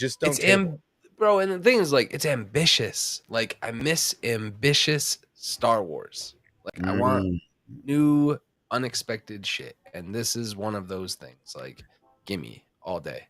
Yeah, and at the same time, give us something that feels new, but still hits all those strings, right? That still feels Star Wars. And this game, the first game was great. It felt very Star Wars. It gave us Inquisitors. It gave us, a different approach. Yeah, I can't wait. I think the hype is real. The fact that they put out a trailer, a month before is good. Build that hype train. Get everybody excited. I want this game in my hands. I want the collector's pack edition so that I can do all the fun, Kenobi-esque skins and stuff like that. That's one of the best parts. I love BD1. I love that he's coming back to live action. Also, I want someone to speed run it so I can watch all the cinematics. So if y'all could hurry on that, please. What are we doing?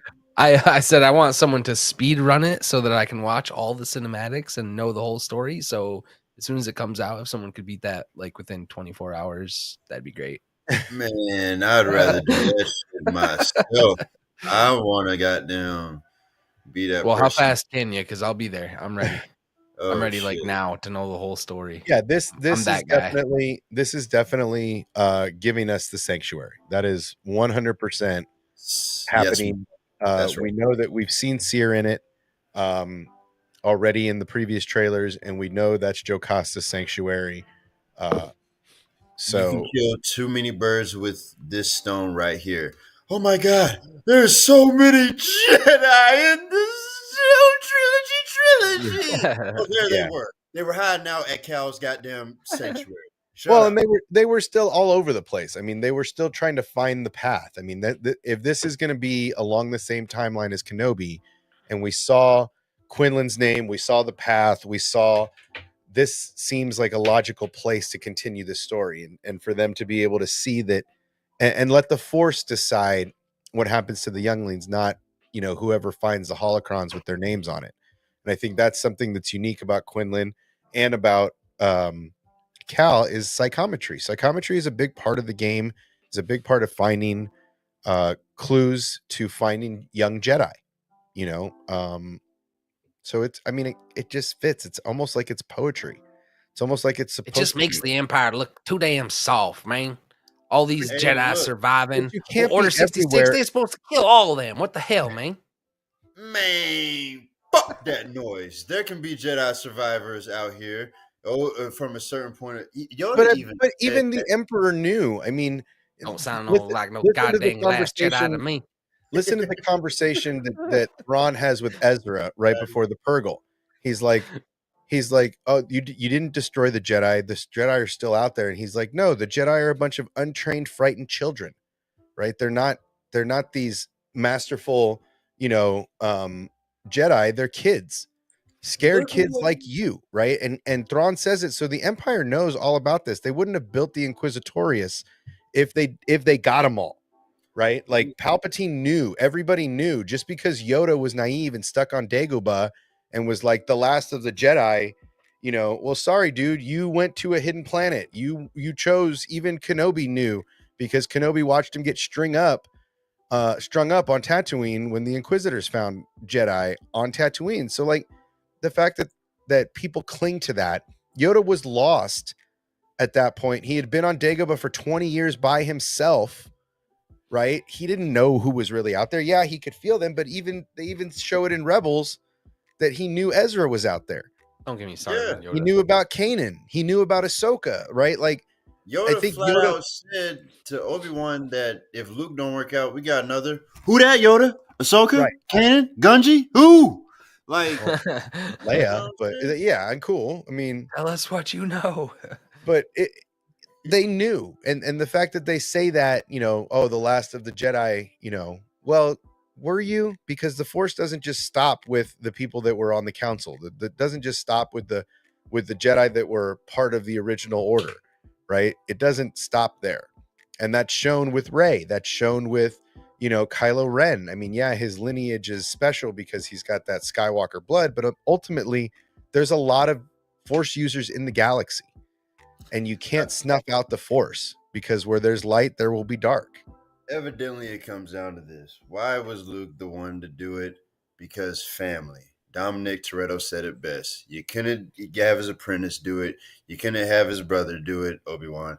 You couldn't have – it had to be a bloodline, and Luke was that bloodline. There. Maybe it wasn't like that before, but it is now, goddammit. There were Jedi survivors. Deal with it. Deal with it. I mean, look, it's not supposed to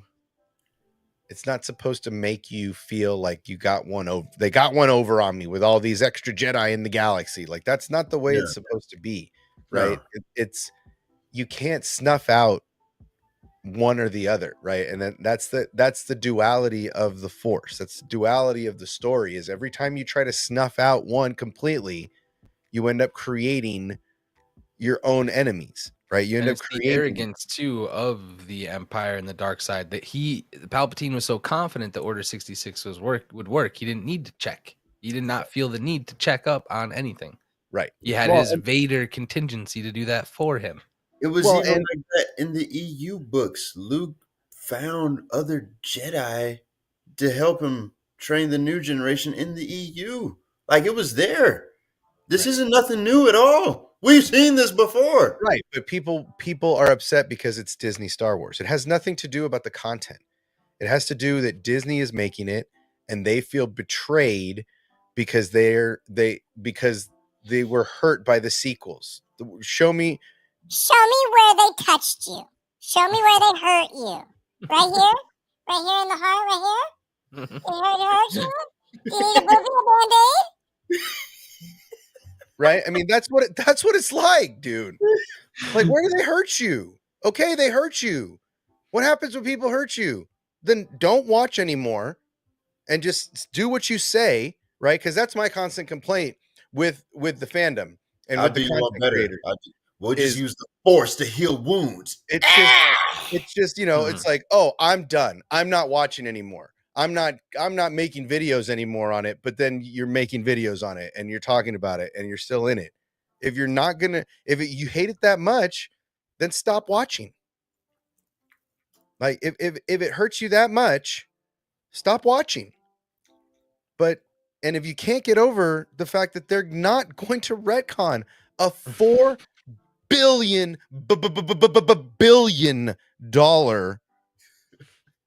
franchise, they're not. I know. Session, I put my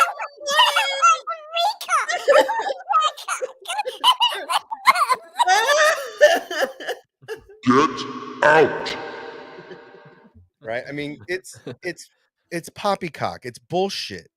Right? It's bullshit. Right? It's malarkey. You think that these people, that this company is going to abandon something that they built, and they've continued to go on this train. I know you guys don't like it. I know some of you don't like it. I know you don't like the sequels. 1 in 20. I know people who don't like the prequels. Right? I know people who complain about the OT trilogy stuff in there. Okay, we hear you. But get over it and get over yourself thinking that you know more than what these people are creating. You don't. I don't. I just happen to have a little faith that they're going to do it right. Move along. Nothing to see here. Move along. It's just, I honestly, I feel bad because the other thing too, like, and I always say this, retcon, not a dirty word, bro. The recontextualization of stories and canon to make other characters come in and vibe better with future storylines, like that shit should not be scary to people. It's confusing. I, for one, would be open to accepting retcons of certain sequel things if it added to Finn's character or if it added to characters that were gypped. You know what I'm saying? Like, sure. Yeah, not all retcons should be treated equal. No one expected for between Attack of the Clones and Revenge that Obi-Wan found Maul and he killed his home slice in the middle. No one thought that Anakin trained somebody in the middle between that and what the recontextualization, exactly. man. Those are retcons to stories, but they're additions to the story. They're not changing the story, right? But like, obsession, I want a retcon to the sequel. But you can. It's okay for Anakin to have a Padawan on Mandalore during the scenes of Revenge of the Sith, and potentially for him to be looking at a data pad in Padme's apartment, maybe checking up on what's going on Mandalore before he goes all crazy. That's okay. But hey, look, I still want that retcon to find out that he fought Grievous the whole time. I need that. I want what Anakin fought Grievous. I need that. Yes. Oh, they didn't meet before the Revenge of the Sith. I know, but it would have been. Cool. He'd have fucked him up, Dan. Let's be real. Like, he would have fucked up Canon Grievous. I think even in Vader form. I think even in Vader form, in the suit, he messes up Grievous because he's even more ruthless when he's in the suit. Like he's a monster, right? He's dragging people down the street by their throats, pushing their face in the dirt, snapping necks and cashing checks. Like he don't feel bad no more. Just to segue a little bit, do you think that's why they also kept him away from Maul too? Yeah. I thought people were surprised when Palpatine fought Maul and Savage that he didn't end Maul. Right. There's a whole book on what happened to Maul after Son of Dathomir. Mm-hmm. Right. After Palpatine's took him and that whole arc. Right. Like there's a whole story in there that I would love to see. I would love to see that in live action. I'm convinced we're getting animation. Shit. Give me that in animation. Give me the Maul from Rebels. Tales of the Jedi Season 2, baby. I mean, Tales of the Sith. I mean, how brilliant. I mean, we already know Maul's backstory, so we can't really get that, like, son of Dathomir, like, taking him from the Night Sisters. We already saw that whole thing with the Savage episodes. But, I mean, nobody expected Palpatine to whoop that ass and let him live. And that wasn't Palpatine's way. He loved icing motherfuckers, right? He loved putting people in body bags. Oh, yeah. So for me, if it's okay for Maul to, I think Anakin, like Ahsoka said, you're lucky Anakin didn't show up. You wouldn't have lasted long, right? If he has a problem with Ahsoka, you have Kenobi's arrogance. Anakin's gonna fuck him up, right? Because at that point, you got to remember, Anakin's at peak. Anakin's at peak power. He literally walks up to Kenobi and is like, "What are you doing down there? Like, you can see the blaster bolts. Why are you in the dirt? Get up. Have some dignity." Right? He walks onto the battlefield with no lightsaber ignited, just dodging his head because he can see what's coming. He's like, okay, you guys stay there. I'm gonna go negotiate. Yeah, and then just proceed. Obi-Wan, like, Anakin, you're doing it again. And Anakin, you're doing it again. Stop it, right? Kenobi sees what's coming. He sees the over arrogance in Anakin.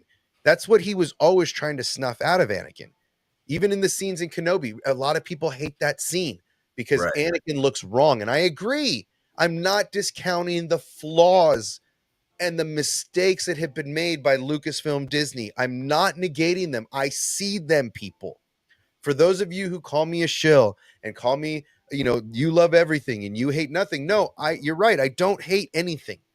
I don't hate anything about Star Wars. Do I see the mistakes that are made? Hell yeah, I do. I work in this business.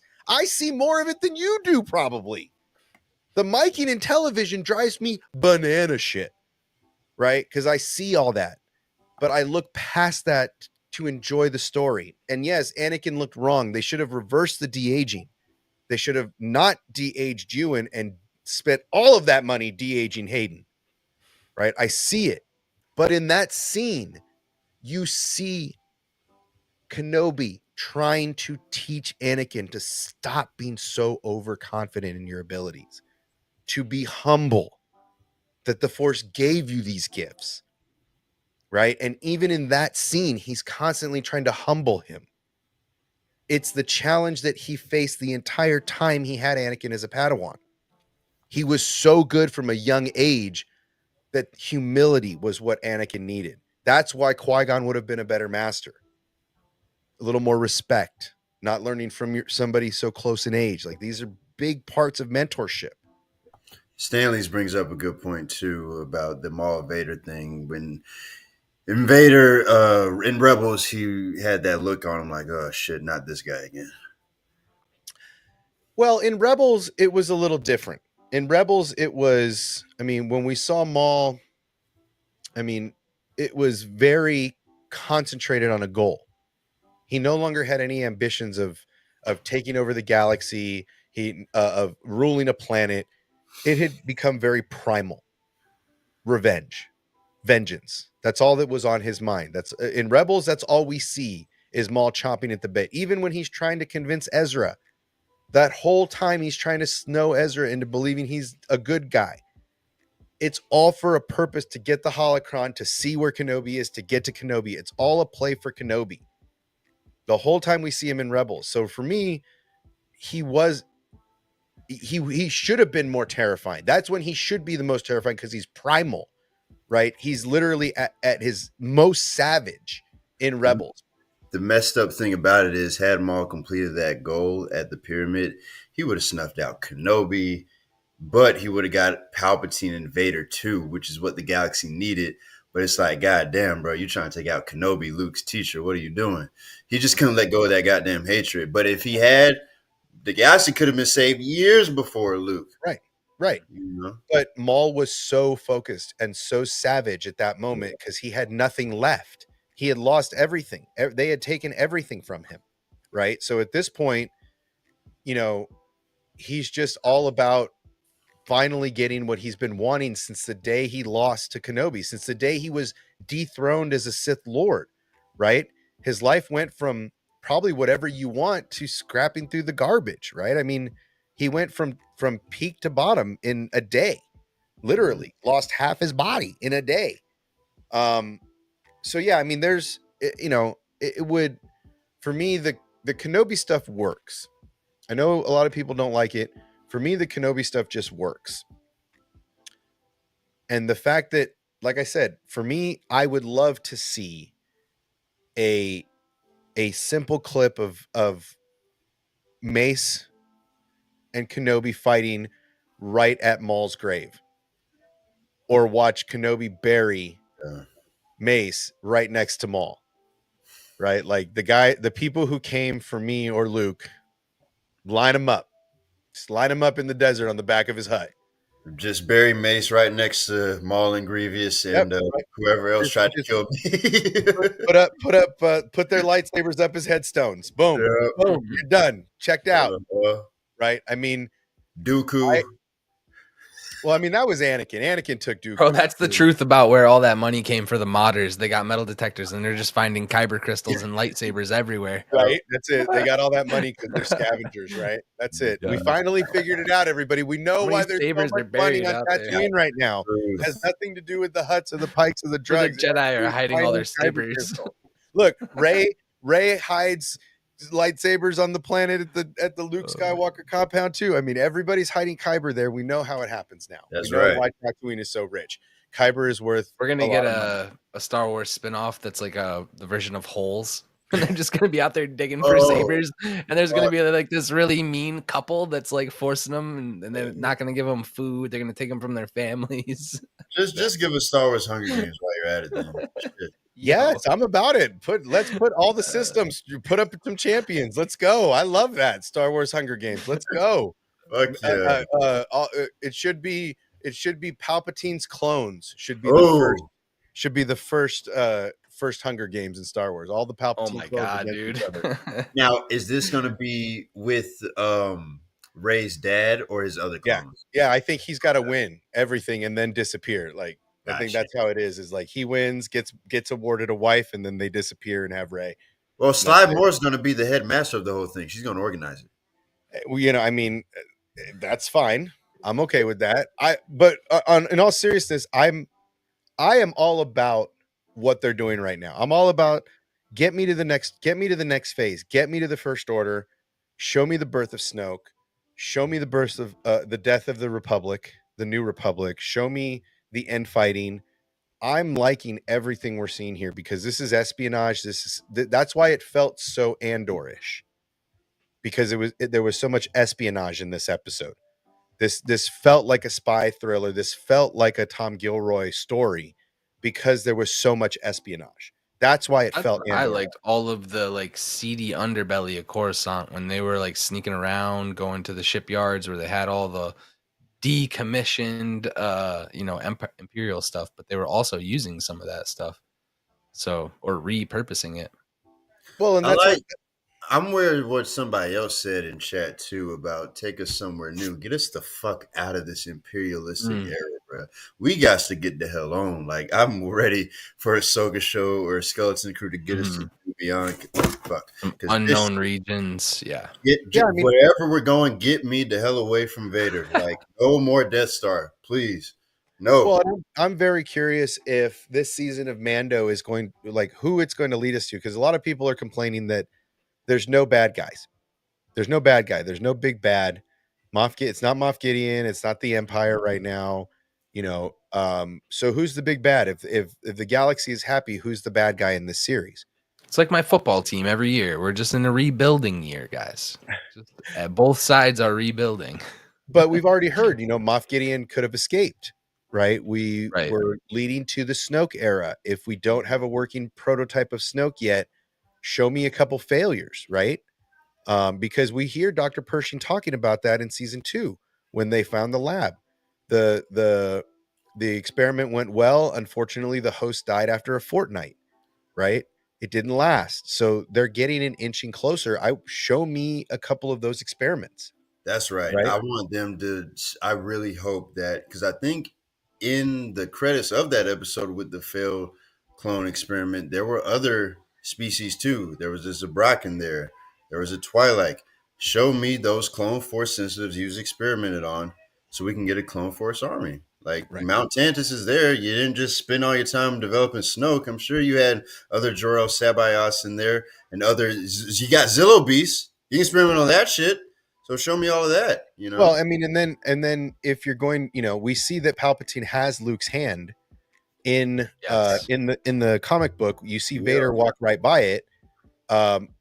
We know the saber didn't make it. We know the saber was coveted and the hand was not to anybody in the junk heap, right? The lightsaber was more valuable than the hand attached to it, but not to Palpatine. So Palpatine gets his hands on the hand,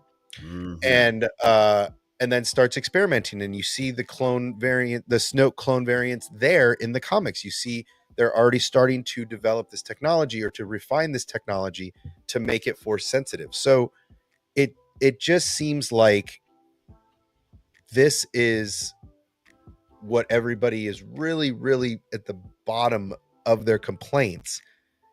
It seems like this is what they're really upset about, is the roads that lead to the sequels are shitty and tainted, and they're brown instead of gold, and nobody wants to go there. The Mandalorian takes place what? Like Google just says 9 ABY. Well, now it does. Is that accurate? Yeah, now because we fast forwarded 2 years. First season was 5.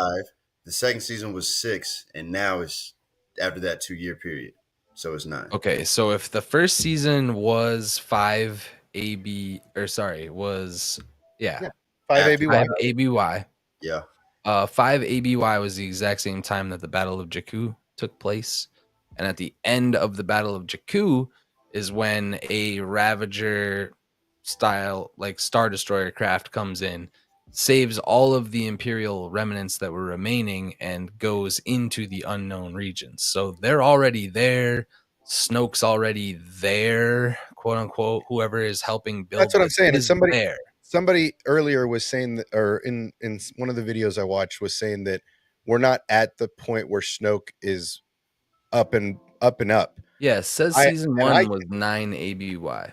And I So we're count past it. I say that Snoke is already up and running.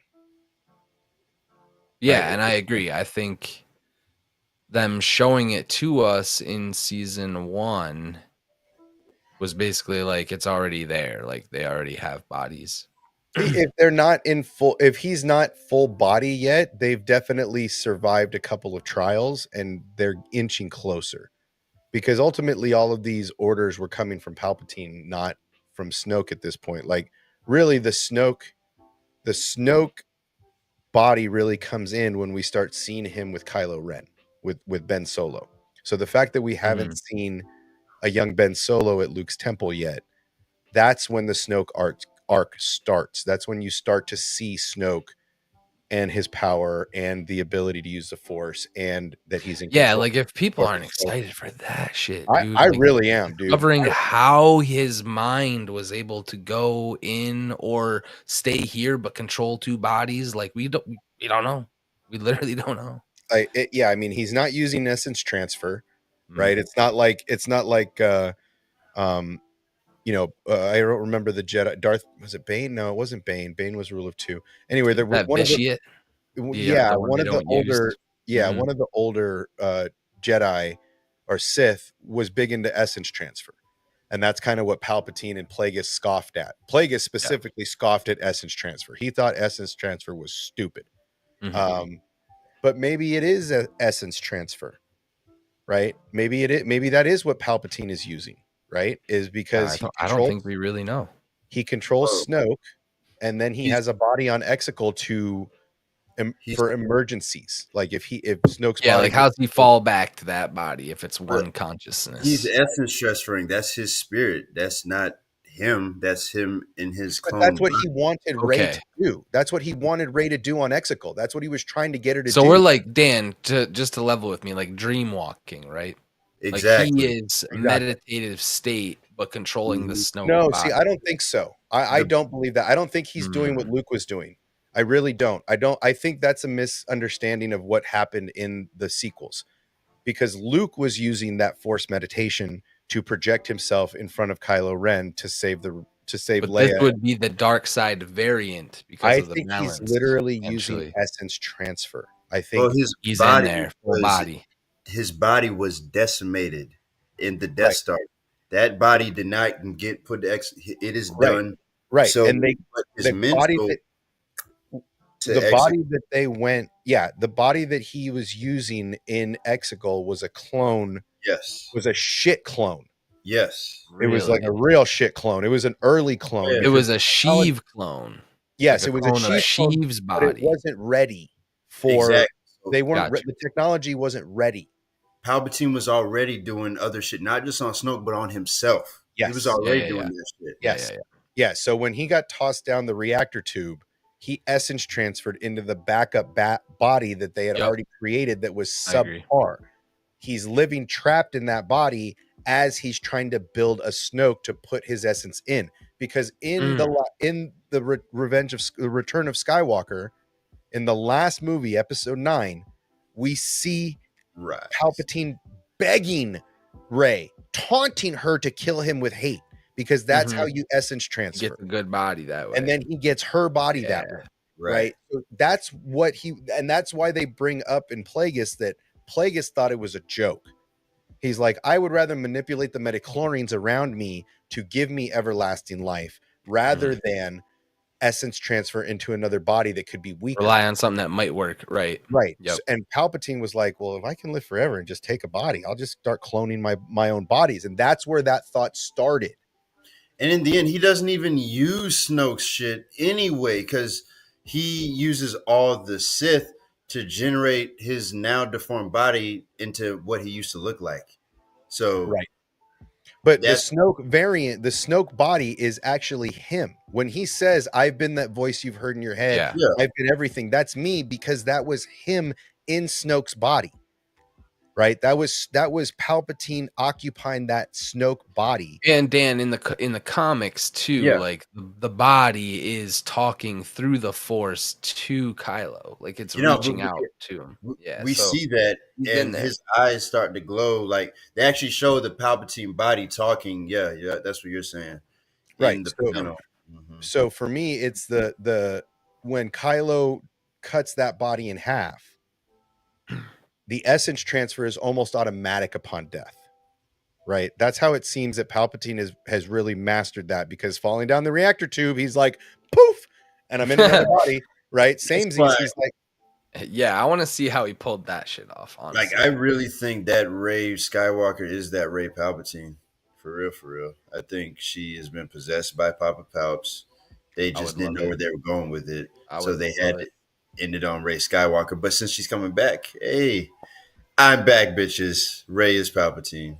Well, look, it's the fact that they tried to essence transfer, for me, is a big part of the story, right? The fact that they wrote that in and people didn't really catch on to that, right? Kill me with your hate, strike me down with your lightsaber. He's literally narrating it for the audience, right? So and everyone's overlooking it because it's so simple, but like even Freddie Prinze Jr. is like, these guys are idiots, bro. I'm telling you, they're telling you everything that's happening right now. And that's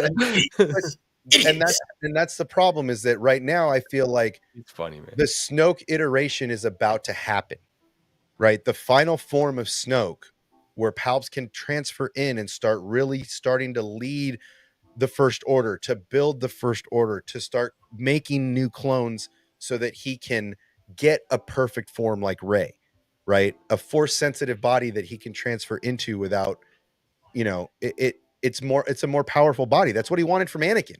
And by the way, guys, chat, I can't speak for everybody on this panel. This is just me speculating what could happen. I'm not saying it is going to happen. I personally think they're going to stay away from all that shit.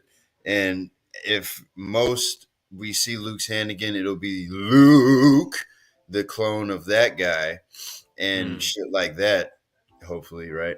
I mean, cool. I mean, I'm all about all of it. I'm just saying right now, we're hearing Snoke's theme. We're seeing the first. The breadcrumbs are there, but they could pull the curtain out at any time they want. Absolutely. It just seems like they're not really pulling the curtain over us. It seems like they're pulling the curtain back to show us the way there. Right? It doesn't seem like they're trying to rope a dope. I think they learned their lesson, man. I think they learned their lesson last time when they didn't have the arc set before they started shooting. And I think Dave is like, we're not doing that shit again. Here's my whiteboard.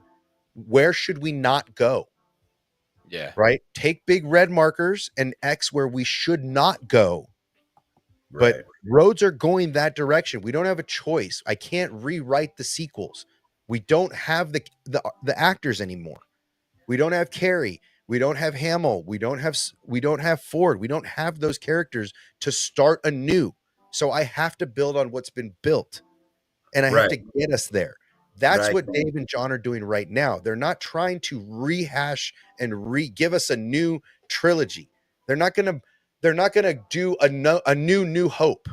Right. Yeah, you're not gonna see a rebooted version fantasy of all you want, dude. It's already not did that. Force Awakens. Exactly. Right.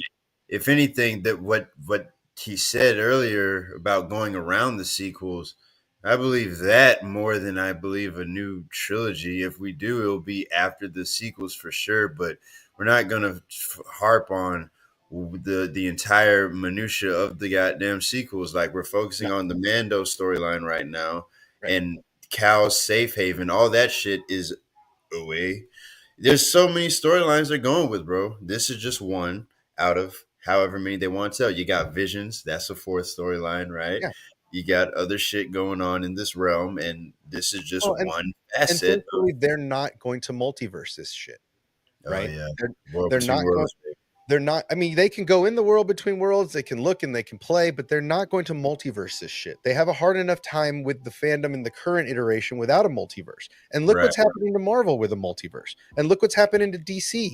They're about to start a rewind with the Flash, right? And not retcon. But if anything, DC is doing it so fucking brilliantly to the point where they're not retconning. They're actually using the speed of the Flash to go back in time, just like Superman 1 when he flew around the world backwards, or 2, whatever the fuck it was. And they're using the Flash to go back in time and reset history. That's what they're doing it so right in comparison to Marvel that I'm glad that Star Wars isn't even thinking about doing any of that shit. Just stay away from it. Use the world between worlds for knowledge and as a mirror on yourself, and then put it away because we don't need it. Star Wars has been perfectly fine on one universe, on one sacred timeline. We don't need any of that shit. So I'm glad they're not interested in using it that way, because I don't want to see it. I don't want to see the recasting of Rey and the new sequel. I don't want to see that shit. We don't need it. It's not going to happen. Filoni and Favreau have already kind of solidified where we're going, and that the sequels are going to be where we're at. I mean, I know a lot of people are upset, but we're going post sequels. We're getting them after, and whenever. I just cannot wait some more. But wouldn't it be cool to see a baby Rey? Fuck no. Wouldn't it be cool to see a baby Rey, like Palpatine's clone, escaping from the grasp? I could give a fuck less about it. I want to see a little baby with the 3 little knots of hair, right? No, absolutely not. Put a Luke Skywalker helmet on her. Help my life and soul and body. Yeah, no. Let's do it. Let's get him triggered. No, that would be triggered, bro. Yeah, Hawks doesn't even. I don't want that either, bro. I do want the Battle of Jakku though. Like I don't know why they went around that. Luke fought in that shit, so I don't know. Well, and to the last, we're gonna get all the Luke stuff though. I think to the last point for Mando Monday. Where are the Mandalorians during the time of the New Republic, and not so much the New Republic, but the First Order, right? Haven, Mandalore. Oh shit! They can't. Yeah. No communications on or off, and if they resecure their planet as a group and come together under the Mythosaur and the Darksaber, leading them into the future, could they just be on Mandalore doing their own thing, staying out of the rest of the galaxy's way for a while? They have an underground city already. Because that's what even with John making that comment about it, this shit can go on and on. It can go on and on Mandalore. Yeah, that makes sense. So I mean, it makes sense that the Mandalorians aren't really seen during the First Order time, during that time, because they're on their planet. They don't get cable. they got 3 channels. They're old school. They got 4 channels: PBS, ABC, CBS. And that's it. They got the standard basic. They can't see or hear anything off world. So it seems like during that time frame, unless they're outright, all of them are gone. And the end of this story is that the Mandalorians are all dead. It just seems like that would be the answer to the question. They're all on Mandalore rebuilding their society with no news from the outside. Yeah. And maybe the Empire heard there's a mythosaur rolling around on that bitch and they don't want to go over there because they don't want to get eaten. Also, if it makes you feel better, Din's ship is at the Battle of Exegol. So there, he Which one, the N1 or the Razor Crest? Razor Crest? Razor Crest is there, yeah. But there's still a lot of Razor Crests. It's not. I mean, that's like saying the Millennium Falcon was at a battle when there's other Corellian YT model freighters. Look, man, fuck. I'm trying to give him a bone to pick. Let him chew on the bone, Obsession. Let him chew. I need to see where in the scene. No one's biting, bro. You need they to take a picture and circle it. Well, I know. I can see the Razor sweaty Crest. nerds in the comments. It's the one right where Falcon drops in. You see the Razor Crest. You see the. Oh, I just had a great idea. The Ghost too. Yeah, you see the ghost ship. Yeah, all that. I love it. I gotta go back and do freeze frames because I want to see the Razor Crest in because that would be like, why would he have a Razor Crest at the Battle of Exegol? Because that Razor Crest had been blown up for like 10 years. Maybe it got rebuilt. Hopefully, I want him to find another one. I want him to pull on to Tatooine one day, and Pelimoto's like, "Hey, tradesies. Like, I'll take your N1, you take the Razor Crest. Like, let's tradesies so I can make some money off my N1." Well, no, Hog. This ties into our Ezra Bridger theory. The brothers find out about the battle. Din gets on his old ass onto the ship, and Ezra gets his old ass onto the ghost. They both.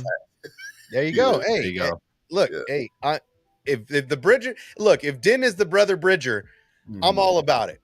I just want them to tie that knot together, right? Give me some good storytelling, just like in this last episode.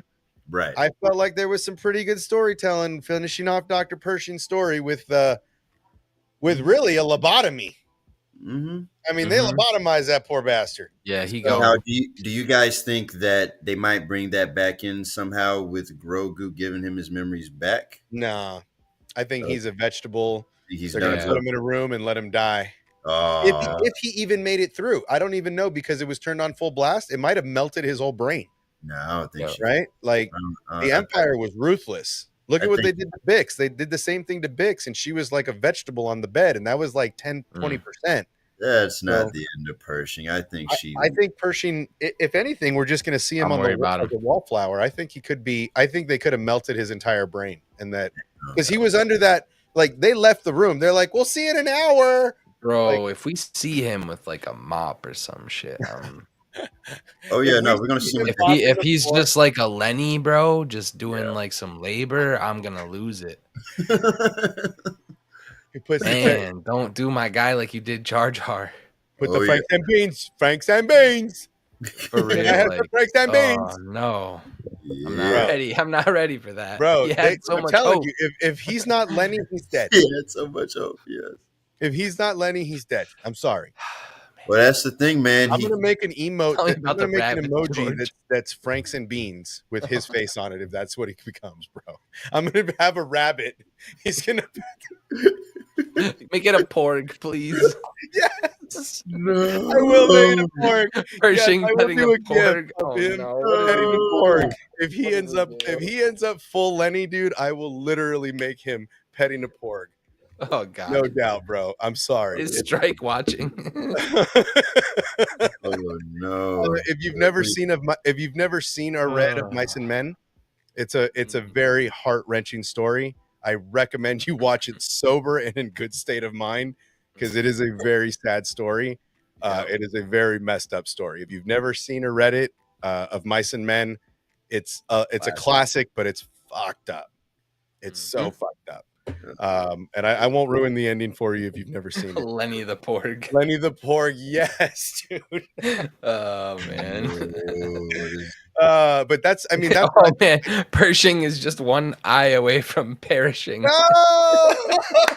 Whoa. Good shit, Dan. Daniel Fisher gets the gold star for the day, dude. That was perfect, Daniel. Oh my god! Oh man, so messed up, so filthy, bro. All right, guys, we've been here say a prayer right now. Go ahead, Dan.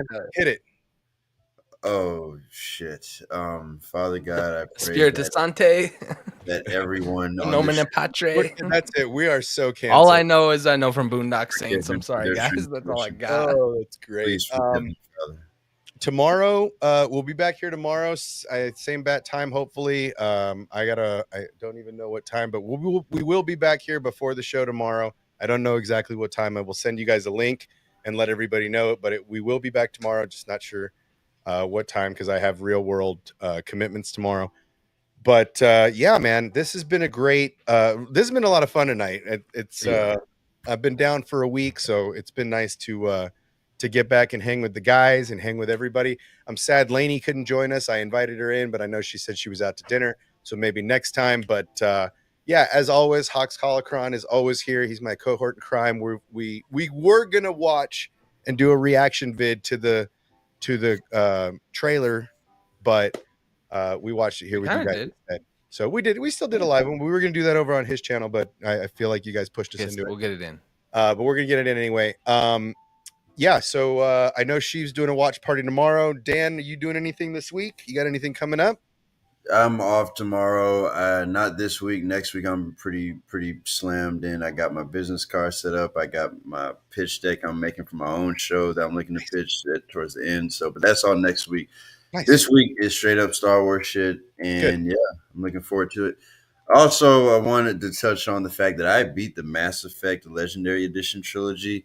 And now, after seeing the Survivor gameplay, it's like nothing else kind of fazing me anymore, sci-fi related. Like Survivor just looks good now because Mass Effect, it just rose the bar when it comes to sci-fi games. So, yeah, it hasn't been beaten yet. I'm loving it. Yeah, dude, I'm loving everything that's going on right now with Star Wars. I'm not complaining one bit. I feel like everything that's going on right now is fire. I feel like this is, last year was a good intro to what's coming this year, and and this year is just firing on all cylinders as far as I'm concerned. Everything that they put out I've enjoyed, and so yeah, man, we'll be here back tomorrow night. Hawks, you got anything going on this week that we should know about? I would suggest that anyone who is curious about more of my insights, I talk about it all day long when I'm gaming over there, so subscribe, notify. Times aren't always consistent, but on any off night that nothing's going on, there's a good chance I'll turn the camera on. So awesome. Well, as always, I close it out with Bob Barker because I love Bob. Don't forget to get your paid. Don't forget to get your paid.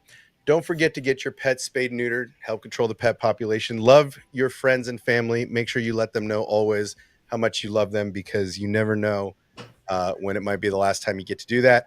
As always, thanks to everybody that came on. Nerd Mafia, he went and grabbed a steak because Dan made him so hungry. And then Sheev had to get out of here also, but I appreciate those guys coming in and hanging out. And we'll be back tomorrow night to do the pre-show. We call it the pre-show because we go early. But we will be back tomorrow. And tomorrow night, I'm hoping that we're going to see a great episode. Word on the street is we could see Ahsoka in this episode. I hope not. I hope we don't see her again until her show, but maybe we might be seeing her tomorrow. Either way, I know we're going to get some Bo-Katan. I know we're going to get some Din Djarin, and I know we're going to get some Grogu. And that really is that trifecta right now is enough for me. My hopes, I will tell you them tomorrow. But for now, we're going to get up out of here. Thanks, Dan. Thanks, Scotty. Thanks, Nerd Mafia. Ciao. And thank you, Sheev, for coming in. And thank you guys more than anything because we are here for you. And one more thanks is to Opus because without them, we wouldn't have all these fun additional tools to play with. So thank you. And we're out. So everybody have a great night. May the force be with you. And we